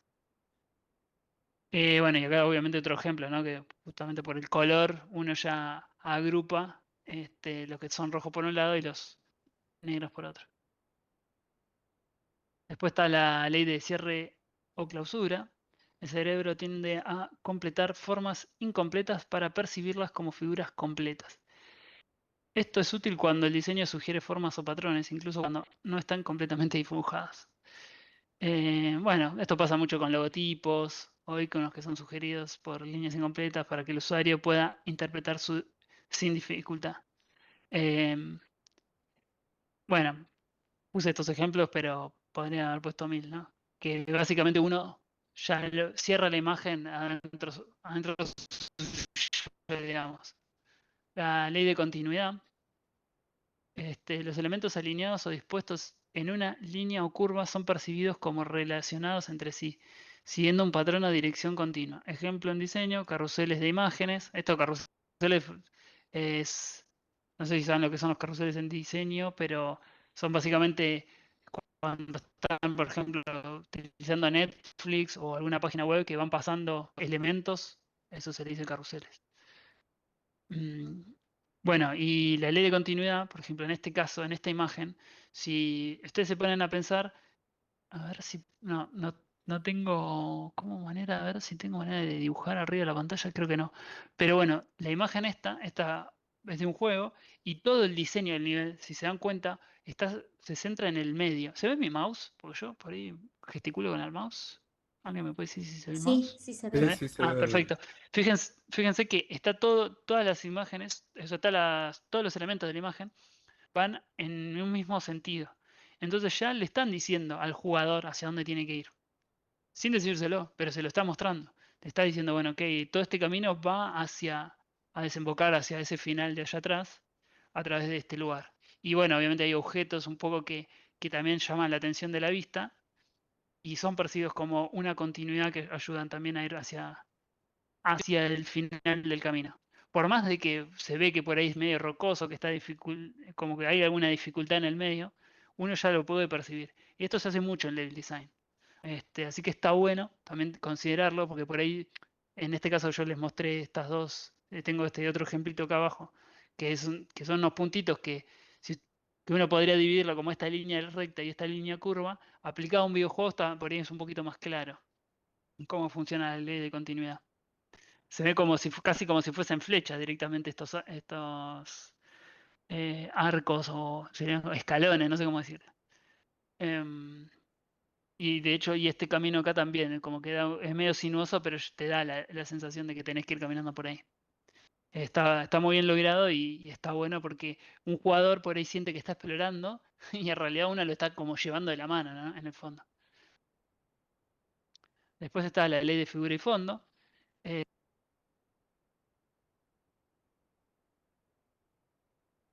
Esta ley describe la capacidad de la mente para separar un objeto, figura, del fondo en el que se encuentra, dependiendo de cómo estén dispuestos los elementos. El usuario enfocará su atención en lo que percibe como la figura principal. Ejemplo de diseño, botones claros sobre un fondo oscuro. Bueno, en este caso tenemos, este es muy claro, muy evidente. Muchas veces en la selección de personajes suele utilizar esto, que es el personaje bien clarito y un fondo que por ahí a veces es muy complejo, pero tiene así un difuminado, está más oscuro, se juega con la iluminación para justamente resaltar. Fíjense que tiene como una iluminación desde arriba para resaltar el personaje y que se separe bien del fondo, ¿no? Que igual el fondo le da un contexto al juego. O sea, no es que está, porque sí, es decorativo, pero mantiene igual el aire, la estética del juego. Y bueno, esto se usa un montón. Por ejemplo, en Mario Bros. Mario es rojo y tiene un fondo medio celeste, por ejemplo, también por eso, ¿no? Porque se contrasta muy bien y no se confunde nunca con, digo, Mario Bros. El Mario que habíamos visto en las clases anteriores, ¿no? El Mario clásico, de Mario Bros. 2, creo que es, o sí, el 2. Bueno, y en este caso, este ejemplo es un poco un juego de una imagen que depende de cómo lo mires, hay que tratar de no llegar a esto, ¿no? Que depende de cómo mires, se ve una copa o dos rostros. Hay que tratar de no llegar a esta situación. En los juegos hay que ser mucho más obvio, mucho más claro con la intención. Eh, bueno, después está la ley de simetría y orden. Los elementos simétricos son percibidos como parte de un mismo grupo o patrón y tienden a dar una sensación de equilibrio y armonía en el diseño. En este caso, me gusta mucho centrarme en este ejemplo que con los puntos, porque fíjense cómo por estar simétricos se da una sensación de armonía y claridad muy fácil, es mucho más fácil de reconocer, de leer, de contar, de ver y como que no cansa tanto de verlo. En cambio, este que está completamente desorganizado rompe por completo nuestra cabeza, digamos. No es más difícil de reconocer si es parte de de un mismo grupo o no. Eso hay que considerarlo mucho también a la hora de diseño, por ejemplo, de enemigos, si es un juego que es visto desde arriba, si quieren generar la sensación de caos en un juego. Em, en este caso también les puse un ejemplo muy claro, que es cuando con las interfaces en juegos que son uno contra uno, un equipo contra otro, siempre se suele utilizar este tipo de dinámica donde se pone de un lado un equipo, de otro lado otro, y obviamente, por ahí es obvio, pero este, viéndolo, perfectamente simétrico en la pantalla toda la interfaz, ¿no? Salvo esta parte de acá, pero porque estaba hablando de otra información, pero fíjense que toda la misma información que habla de los dos equipos está simétrica. Eso también hay que tratar de no perderlo, porque a veces uno se pone creativo y hace toda una interfaz sobre un costado y no y después no se puede resolver. ¿Qué más? Ley de simplicidad o pregnancia.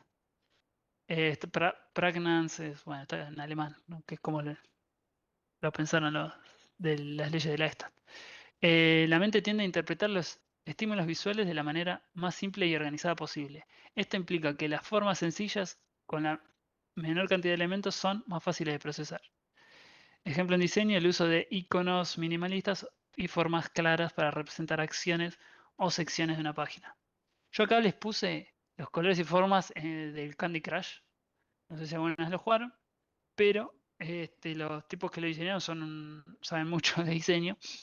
Y fíjense que para hacerlo bien simple y que no haya ningún tipo de confusión, a pesar de que uno podría decir, bueno, no es tan difícil, digamos, pero para no generar ningún tipo de frustración en el usuario de quedarse, hicieron que haya un color en particular y una forma en particular a la hora de los elementos que se apilan en el juego. Este, creo que hay que hacer 3 en línea o 4 en línea, no me acuerdo ahora. Y, y justamente uno tiene que visualizar para tratar de generar que haya 4 puntitos. 3 o 4. ¿Alguien jugó al Candy Crush? Yo no me acuerdo ahora. Si eran 3 o 4. ¿Nadie jugó? Bueno. Pero bueno, esta es la forma final. Entonces, pero esta parte es bueno, cómo está descompuesta. Hay que tenerlo. Sí, no, nadie jugó. Bueno, no tenemos ese nicho acá, ¿viste? Hay hay ciertas edades que juegan mucho al juegos como Candy Crush, pero otros no. Se ve que acá no, somos de otro palo. Yo lo jugué. No, yo en algún momento también jugué igual. Pero mi abuela está en el nivel, sí, 150.000. Y sí, gente más adulta suele jugar el juego. Em, pero bueno, nada. Fíjense este tipo de cosas porque a veces yo les doy las leyes para que después las consideren a la hora de diseñar, de desarrollar el juego, cuando hagan los niveles de para que están haciendo con el juego en la parte de programación. Piensen en estas cosas de que, bueno, siempre la forma circular va a ser, qué sé yo, monedas que van a conseguir. Cuando haya un obstáculo va a ser de forma triangular o cuadrada, cosa de que siempre se den cuenta de que va a ser un problema. O, por ejemplo, un cuadrado va a ser un obstáculo que se puede chocar y mover, pero nada más. Y en cambio, un triangular y rojo, o una cosa roja, va a ser algo que cuando golpee al personaje, lo tire para atrás, entonces pierda más tiempo en el recorrido del runner, o directamente pierda en el runner. Entonces ese tipo de detalles uno lo va realizando. Si lo puede hacer, la idea es justamente hoy que pensemos centrados en el usuario, lo haga consciente de esto para que justamente llevemos o induzcamos al usuario a que sin tener que pensar estas cosas, que las pensamos nosotros previamente, le resulte intuitivo el juego, las partes o los elementos del juego. Después, ley de experiencia pasada. La forma en que percibimos. Visual, sí, está bueno ese también. La forma en que percibimos un estímulo visual puede estar influenciada por nuestras experiencias previas. En otras palabras, el cerebro tiende a interpretar formas y patrones según lo que ha aprendido o experimentado antes. Esto significa que, si hemos visto o interactuado con ciertos patrones en el pasado, los percibiremos de manera más fácil y rápida cuando se nos presenten de nuevo. En un juego como Super Mario Bros., los jugadores experimentados sabrán que los bloques con signo de interrogación generalmente contienen recompensas, monedas o power-ups. Las tuberías verdes pueden ser entradas a áreas secretas o niveles subterráneos. Y los enemigos como los Goombas son estos, los marqué porque que tiene alitas. Generalmente no tiene alitas, pero encontré esta imagen. Así que, este, bueno, los Goombas deben ser evitados o eliminados saltando sobre ellos. Bueno, nada, se explica bastante claro. Es- algo que quería decir. Esto de ley de experiencia pasada, en realidad no entra dentro de las categorías de leyes de Gestalt tradicionales. Por ahí si lo buscan ustedes por su parte después, porque son las otras. Pero quería ponerla porque es entre comillas, ley de diseño de experiencia que se utiliza mucho y que aplica mucho para los videojuegos. Entonces no quería dejarla pasar por alto. Bien, memoria y aprendizaje en UX. La comprensión de cómo funciona la memoria humana es crucial para diseñar experiencias de juego efectivas. Existe lo que se llama la curva del olvido, que muestra cómo la información se pierde rápidamente si no se refuerza. A ver, la traje. Bueno, no la traje, no la tengo acá. Pero es simplemente una curva que está en el. Ah, espera, sí, la traje entre comillas. A ver, porque está en el libro que les quería pasar, que es este. em, para que miren en la portada, bueno, para que les quede la imagen. The Gamer's Brain, está muy bueno, de Celia Hovdent, que también hay charlas de ella en YouTube si les interesa este tema. Eh, y hay una imagen que les voy a... Se está viendo, ¿no? Sí, a ver, tengo que... se está viendo el libro, ¿no?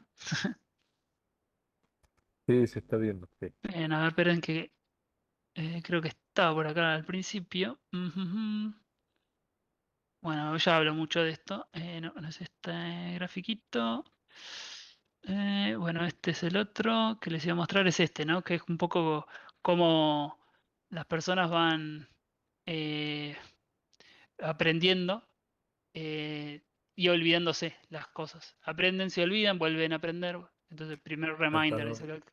¿Podés agrandar un poquito el Sí, sí, zoom? sí. Estaba Acá, dándome eso. cuenta que no le... Eh, Ahí creo que se ve un poquito, ¿no? Que es como, Sí, sí, está perfecto. primero lo aprendiste, entonces lo sabes 100% bien, después te vas olvidando con el tiempo, con los días, y baja, y después le volvés a recordar y vuelve a bajar y así. Nada, es un gráfico muy sencillo, pero que funciona así, como piensan, como funciona la memoria en las personas, y esto también hay que considerarlo a la hora de un juego que va a durar más de una experiencia de un rato nada más. A veces cuando nosotros empezamos a hacer juegos, hacemos juegos cortitos, pero si van a hacer juegos que duren 20, 30 horas, tienen que pensar que un jugador va a parar en algún momento y no va a poder recordar todo. Entonces, es interesante pensar en los reminders, que serían recordatorios, la palabra en inglés. Significa eso.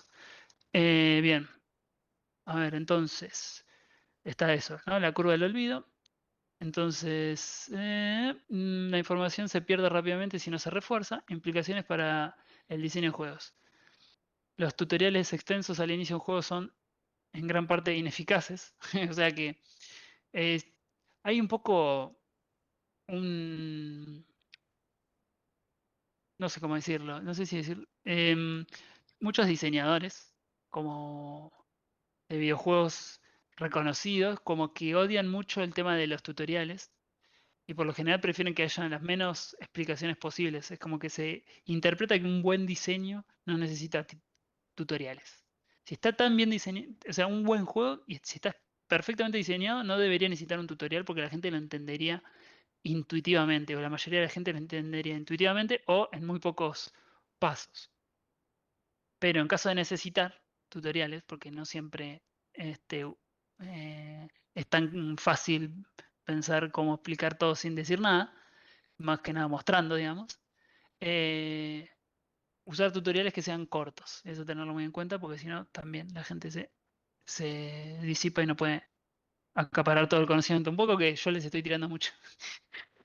No estoy cumpliendo mucho el tema de la memoria en UX hoy, pero bueno. Por suerte les va a quedar el PDF para que después lo repasen si les interesa el tema y otros. Y este libro que también está muy bueno. Bien, después está bueno eso. Mejor introducir las mecánicas del juego poco a poco, de forma gradual. Generalmente la mecánica, bueno, generalmente no, se pide que la mecánica principal del juego se explique primero y de a poco vas agregando mecánicas secundarias del juego. Así la persona lo va aprendiendo y además también esas mecánicas tienen que ir de la mano de que no haya em, frustración, ¿no? Que no haya una fricción cuando uno lo está aprendiendo. O sea, que por probar la mecánica, por intentar aprender, uno lo este, castigue al jugador de alguna manera. O sea, hay que tratar de que el jugador aprenda sin sentir esa frustración, sobre todo al principio. Después uno puede jugar un poco más, de ponérselo más complicado, pero en las etapas de aprendizaje de las mecánicas y demás, está bueno que no haya riesgo de perder inmediatamente o de sufrir alguna penalidad muy fuerte.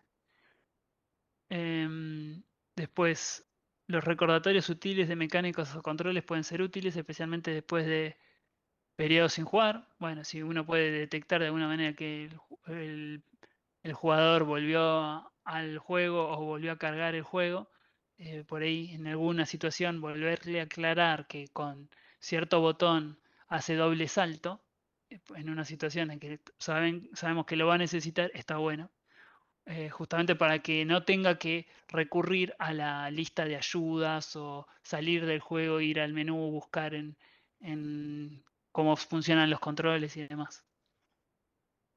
Y bueno, otro tema importante de la memoria es la reducción de la carga de memoria. Es crucial, ya lo habíamos mencionado antes, pero es crucial para una buena experiencia de usuario, eh, que justamente no sobrecargar, que el jugador tenga que aprender 1000 cosas a la vez o tener 1000 cosas al mismo tiempo. Introducir mecánicas gradualmente, permitiendo a los jugadores practicar cada una antes, bueno, lo que habíamos dicho recién. Usar recordatorios contextuales en lugar de obligar a los jugadores a memorizar toda la información desde el principio. Bueno, un poquito de lo que veníamos hablando, es todo parte de lo mismo. El chunking, o sería como atragantarse o llenarse de mucha agrupación de información. Método efectivo para ayudar a los jugadores a recordar información compleja dividir. Ah, no, al revés. Justamente no es agrupar mucha información, sino agrupar pequeños grupos de información. Este, para que los jugadores puedan ir interpretando información en pequeñas partes y de ahí eh, ir pudiendo progresar en el juego. Esto se ve bastante eh, en juegos de estrategia, justamente. Siempre me ocurre un ejemplo con juegos de estrategia, pero de no enviarle toda la información, si jugaron en Civilization, van a ver que sucede que de a poquito los jugadores que tienen que, en Civilization vos tenés que producir una civilización, vas teniendo ciudades y demás, como que de a poco van haciendo distintos progresos y se van habilitando nuevas posibilidades y se le va justamente agrupando en las categorías, ¿no? Para primero hacer ciertos movimientos y creación de ciudades, después se le va agregando unidades más complicadas, interacción con otros jugadores o con la computadora, con el enemigo que sea. Este, y el desarrollo, también el mapa se ve pequeño y después se va ampliando, como que se le va dando poca información de a poco para que no, justamente no se sienta abrumado, porque si uno ve en un juego como Civilization el principio del juego y el final, es como que son 80.000 ciudades con un montón de información y eso hay que dárselo muy a poco porque si no, nada, un jugador no podría interpretar todo, un jugador nuevo, ¿no? Novato no podría interpretar todo inmediatamente. Ah, estoy en pantalla casi al máximo, pero no, ahí está. Bueno, entonces, ejemplo práctico, en lugar de presentar una lista de 10 controles diferentes, se podrá agrupar en categorías de movimiento, combate, interacción. Esto también se hace bastante en juegos de pelea. Método para crear un plan de incorporación efectivo. Listar todas las... Ah, sí, había notado como una forma de aplicar esto que estaba diciendo. Una forma que se puede hacer es listar todas las cosas que el jugador debe aprender, priorizar esta lista basándonos en la importancia para la experiencia central del juego, ¿no? Las mecánicas principales y para poder completar los distintos niveles, determinar la dificultad de aprendizaje de cada elemento y decidir cuándo y cómo enseñar cada elemento, entonces ir de menos a más. Y después, obviamente, crear narrativas que unan estos elementos de aprendizaje de manera coherente. Sí, básicamente no hacer trampa, ¿no? Porque muchas veces uno se ve tentado de como eliminar cualquier cosa relacionada con el lore del juego, o el contexto del juego y simplemente le pone, bueno, para mover esta cajita y le pones solamente la cajita y el personaje y algo muy pelado que no tiene mucho sentido. Hay que tratar de que todas estos métodos de aprendizaje se sientan parte natural del desarrollo de la narrativa, del juego, del momento, de la experiencia. Eh, Hay mil ejemplos de esto. Podría hablar del Cuphead, por ejemplo, que empezás en tu casa, entonces los movimientos que tenés que aprender de saltar eh, y moverte y demás, los haces dentro de la casa, que es cuando estás aprendiendo y simplemente tenés que hablar con un personaje y recién ahí salís al mundo y a explorar. Entonces, hay que buscarle como la vueltita para narrativa para que esto se sienta parte del juego también y no como un trabajo para poder empezar a jugar realmente. Bueno, esto es la curva de, de olvido. Y nada, es para que la puse simplemente para que tengan en cuenta que la gente olvida muy rápido las cosas. Entonces hay que em, reforzar la memoria. También esta curva está muy buena, me gustó porque habla de cómo en un principio, en la primera sesión de juego, eso también está bueno para hacer test. Si hacer test con distintas sesiones, con tiempo en el medio, para cuando están haciendo juegos que sean medio largos, está bueno para ver qué tanto se olvidan los jugadores y qué pasa desde la primera sesión a la segunda y de la segunda a la tercera. Y fíjense que acá, este es un ejemplo, que imagínense que la dificultad del juego va paralelo con la habilidad del jugador que va creciendo, el jugador va aprendiendo en la primera sesión del juego, va mejorando y la dificultad del juego mejora con él. Pero ¿qué pasa? Cuando termina de jugar, pasan varios días, no sabemos cuántos, pero cuando vuelve el jugador, como justamente se aplica esta regla de que decae un montón lo que recuerda el jugador, la curva de aprendizaje y de dificultad del juego no van a la par con la maestría, o sea, con la habilidad del jugador, que tiene que volver a recomponerse. Entonces esa discrepancia puede generar frustración y que al jugador le cueste volver al juego. Bien. ¿Cómo vamos? A ver, no sé por cuál estamos. Ah, ya estamos terminando hoy. Bueno, tenía miedo de no llegar, pero creo que vamos a llegar a hacer todo. Atención en el diseño UX. Comprender cómo funciona la atención humana es crucial para diseñar interfaces y mecánicas de juego efectivas. Foco versus escáner. La atención humana funciona más como un foco que como un escáner amplio. Esto significa que los jugadores no pueden procesar eficazmente múltiples entradas simultáneas. O sea, no podemos hacer multitasking, no podemos ver en varios lugares de la pantalla al mismo tiempo. Nosotros focalizamos en un lugar y después saltamos con los ojos a otros puntos, pero mm, no podemos hacerlo a la vez y sobre todo en juegos que son muy dinámicos. Mito del multitasking.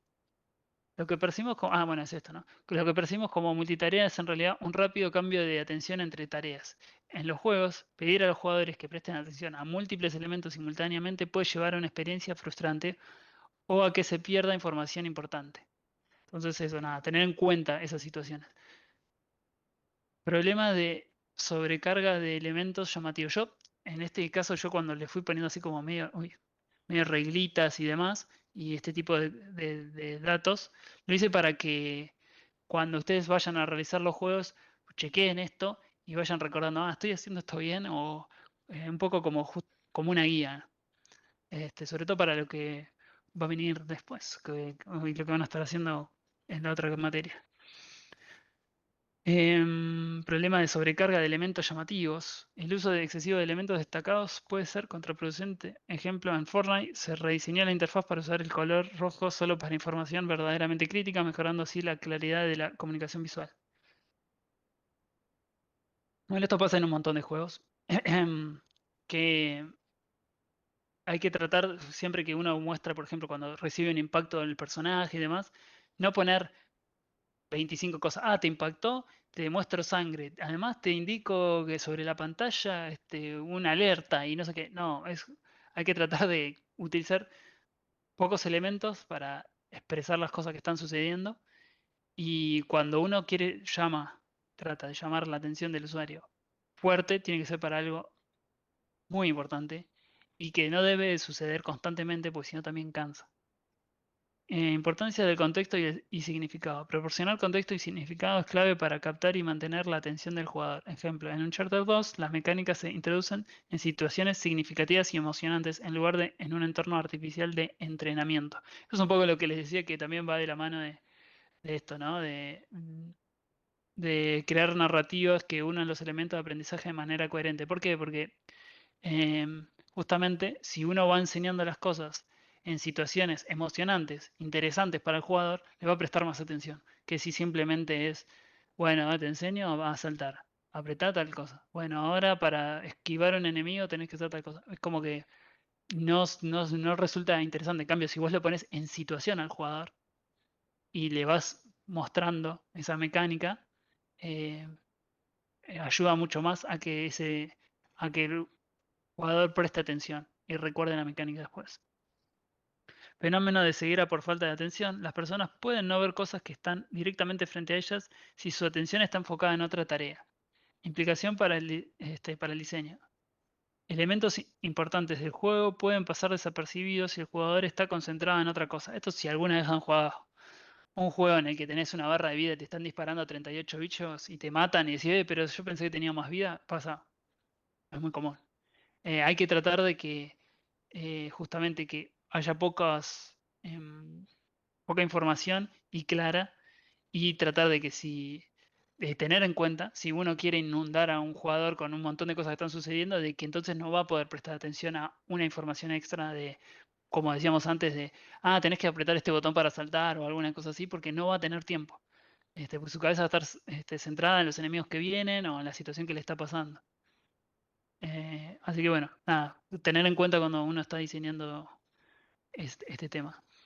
Bueno, técnicas para dirigir la atención. Uso estratégico del color, movimiento y sonido. Introducción gradual de elementos de juego. Diseño de niveles que guíe naturalmente la mirada del jugador. Uso de indicadores sutiles para elementos interactivos importantes. Acá les iba a mostrar un ejemplo de esto, para no estar hablando tanto. Es una prueba de atención. No sé si lo conocen. Si no lo conocen, me dicen qué les parece después. A ver. Esto es una prueba de atención y concentración. Cuenta los pases del equipo blanco.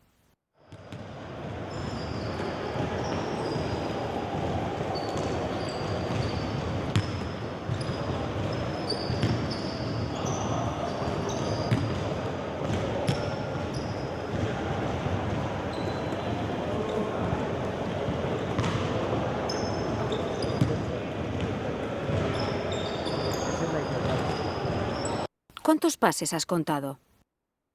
A ver, ¿cuántos pasos contanos? 17. 17, 19, 16. Ok, 16. ok. A ver ahí. La Entre 1 y respuesta 100. es 18. Pero, ¿has visto al mono bailarín?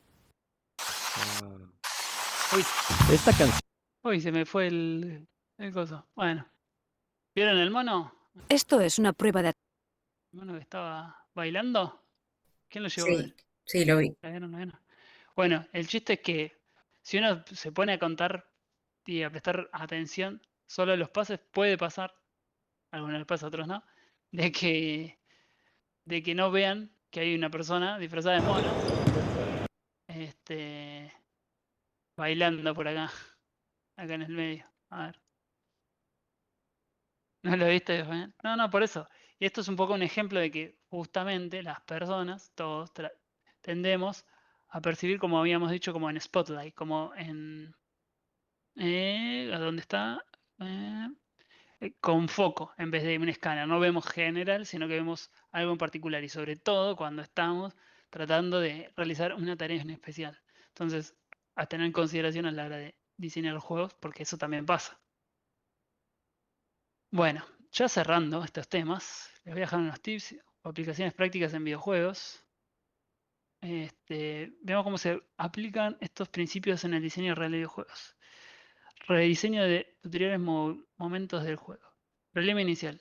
El juego no daba los incentivos suficientes para empujar al jugador o a interiorizarse en lo que acontecía y aprender la mecánica planteadas.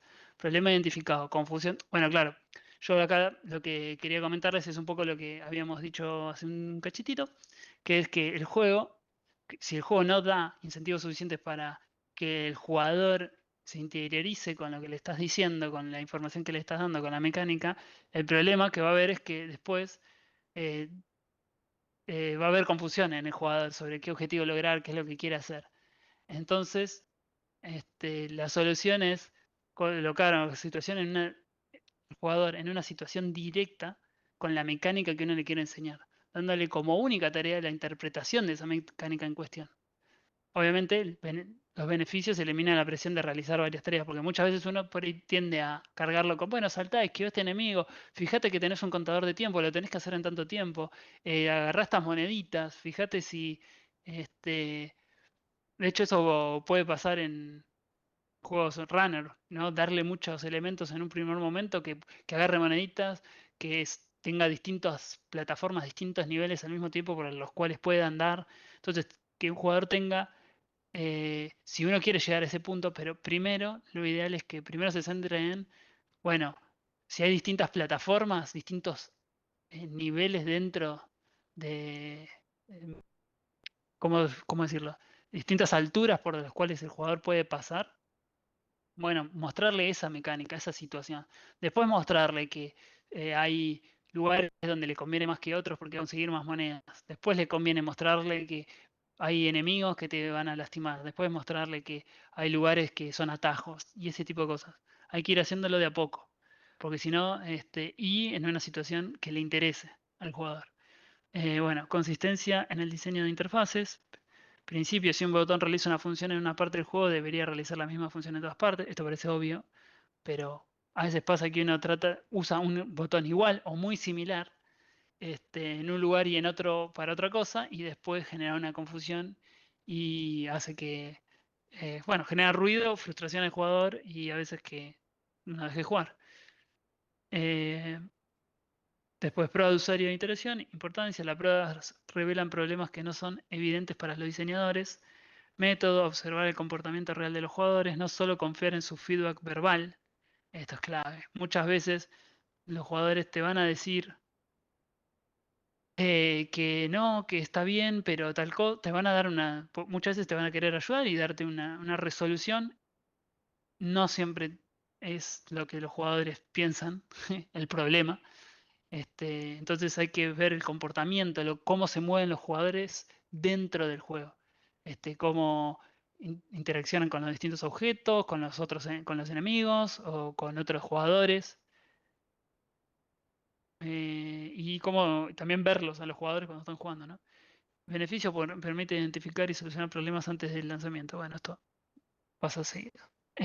Alineación de mecánicas con la experiencia real del juego. Bueno, en principio, las mecánicas enseñadas en tutoriales o niveles iniciales deben reflejar cómo se usarán realmente en el juego. Bueno, esto es lo que ya habíamos charlado. Después, limitaciones del cerebro humano en el diseño. Reconocer las limitaciones cognitivas tanto de los diseñadores como de los jugadores es crucial. Está, bueno, el sesgo de confirmación, que es una tendencia a buscar información que confirme nuestras creencias existentes. En diseño de juegos puede llevar a los diseñadores a ignorar evidencia que sugiera que su diseño no está funcionando como esperaban. Bueno, para darse cuenta lo más común es eso, ¿no? Realizar pruebas de usuario regularmente y estar abierto al feedback negativo. Que eso es difícil porque uno le pega un poco en el ego a veces cuando le dicen no entendí nada o bueno, o esto está mal o no me gusta y hay que estar abierto un poco a eso. Efecto de falso consenso, tendencia a sobreestimar cuántas otras personas compartieron nuestras creencias y comportamientos. Eso pasa sobre todo cuando es en un grupo pequeño de una empresa, están desarrollando un juego y lo juegan entre todos y piensan que ya está bien porque todos están de acuerdo de que ya está bien. Entonces está bueno llevarlo a otros lugares el juego. Por eso yo les digo, a veces les conviene ir a eventos, mostrar el juego. Mucha gente tiene miedo de mostrar el juego, muéstrenlo para que interactúen, para ver cómo reaccionan las otras personas. Tomen notas, si es un evento donde pueden llevar la compu o los celulares y ver a la gente jugando. traten de analizar cómo es esa experiencia de los demás. Bueno, la solución es diversificar grupo de usuarios, de prueba de usuario, ¿no? Bueno, la maldición del conocimiento ya la vimos. Una solución es realizar pruebas con jugadores completamente nuevos al juego y observar su comportamiento sin intervenir. Es clave, sí. Bien, estrategias para superar estas limitaciones. Realizar pruebas de usuario regularmente y con una variedad de jugadores. Esto es un poco un resumen, ¿no? De todo lo que veníamos hablando. Fomentar la diversidad en los equipos de desarrollo para tener una variedad de perspectivas. Utilizar datos objetivos como análisis de juego, junto con el feedback subjetivo de los jugadores. Muchas veces se hacen en los testeos sistemas de traqueo, análisis más numérico. No es solamente mirar a alguien cómo está jugando y que nos dé su experiencia, pero traten de ser lo más metodológicos posible teniendo en cuenta todas estas herramientas que ya les comenté hoy. Estar dispuesto a descartar o modificar significativamente ideas, incluyendo si se ha invertido mucho tiempo en ellas. Esto no debería pasar si se fueran haciendo las tareas de iteración constantemente, lo de tirar cosas muy grandes, ¿no? Pero a veces puede pasar, puede pasar. Lo importante es no llegar al punto de sacar el juego y tener que cambiar em, muy, muy fuertemente la base del juego, ¿no? Porque no está funcionando, no le está gustando a nadie. Recordar, reconocer estas limitaciones no es una debilidad, sino una fortaleza, permite a los diseñadores abordar los problemas de manera más objetiva y crear experiencias que realmente funcionen para los jugadores, no solo para, bueno, los diseñadores mismos sería. Bueno, emociones y aprendizaje en UX. Ya terminé igual, chicos. Porque me faltan un par. Sí, faltan un poquito. Sí, ya estamos terminando. Las emociones juegan un papel crucial en la experiencia de los usuarios y en el aprendizaje. Modulación emocional de la memoria. Concepto. Las experiencias emocionalmente cargadas se recuerdan mejor que las neutras. Aplicación a los juegos, crear momentos emocionalmente resonantes para introducir mecánicas o información importante del juego. Esto es un poco ya lo que veníamos hablando. Yo traté de ponerlo lo más claro posible para que justamente vayan leyendo, vayan mirando y vayan repasando a medida que van creando juegos. Bueno, narrativa y construcción de mundos. Es utilizar la narrativa para dar contexto emocional a las acciones del jugador. Aunque eso obviamente aumenta la inmersión. Bueno, lo que veníamos hablando, sistemas de recompensa. Diseñar sistemas que evoquen emociones positivas. Es muy común tratar de decir, no, voy a hacer que no vaya por tal lugar porque va a perder, entonces le hago toda una situación incómoda y no, lo mejor, lo que funciona es al revés, siempre tratar de que cuando hace algo bien, le pasen cosas buenas, sea positivo eso, un reward, un premio, una cajita, una música de victoria, algo que le haga sentir al jugador de que está yendo por el camino correcto y que le dé ganas de seguir aprendiendo y jugando. Bueno, nunca olvidarse la música y el sonido, no lo estamos tocando hoy acá, pero pues la verdad que eso es imposible. Realmente es muy largo ver cada una de las situaciones con la música y el sonido, pero no hay que olvidarse nunca de esto. Eh, es, bueno, el rol es, bueno, el uso estratégico para crear estados emocionales específicos. Se usa muchísimo la música para dar sensación de suspenso, de tensión, de alegría, de victoria, de derrota. Y bueno, justamente genera impacto, puede mejorar significativamente el aprendizaje y la inmersión. Darle una música tranquila, también cuando está aprendiendo y después a medida que van viniendo enemigos, ir subiendo la intensidad con la música y la carga. Eso también, ese tipo de cosas se puede hacer. Y si ustedes están trabajando en Godot, últimamente Godot mejoró mucho todo ese tema, así que se pueden hacer transiciones muy interesantes con el audio. Es justamente para realizar esto.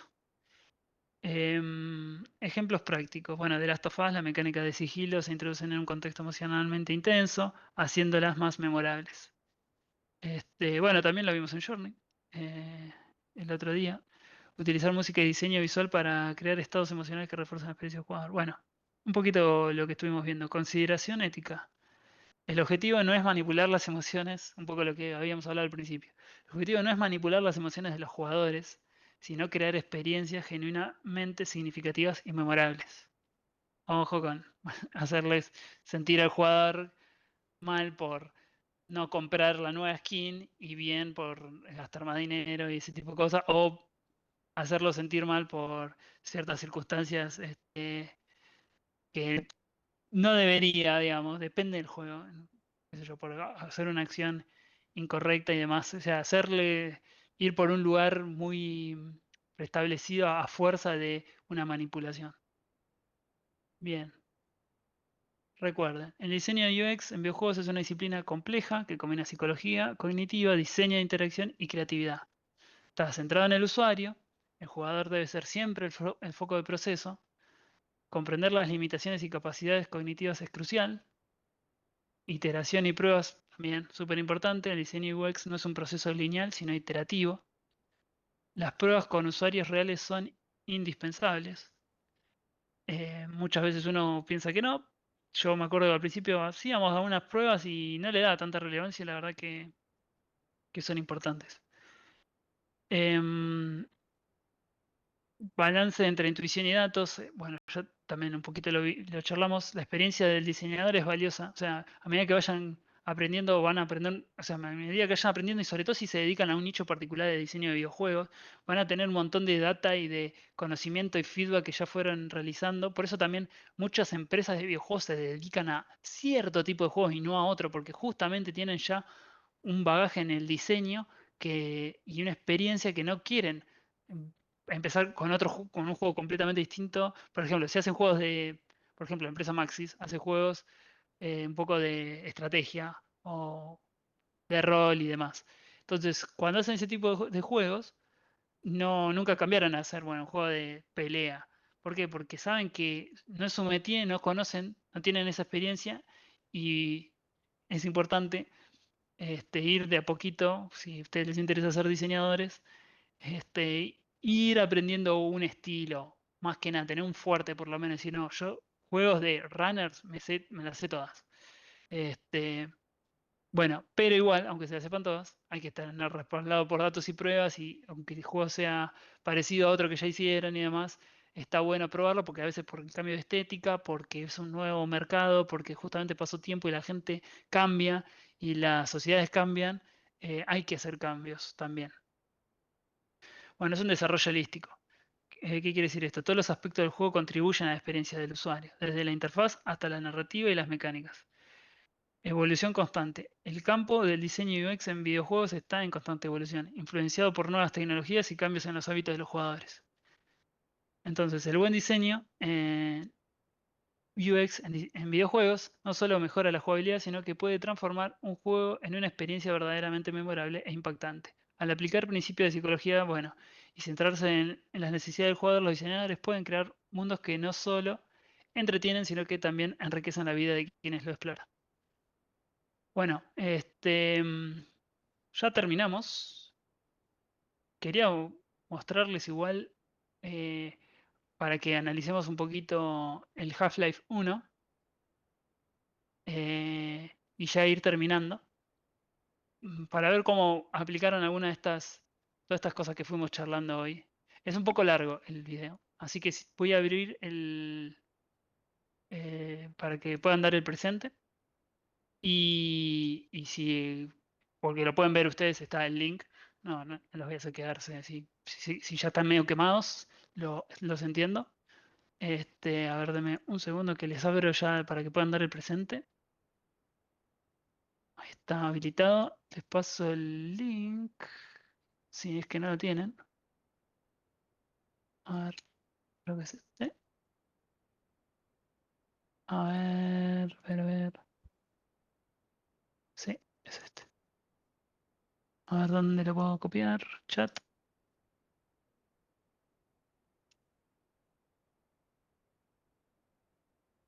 Este. Y vamos a ver el videíto. Ujú, ujú.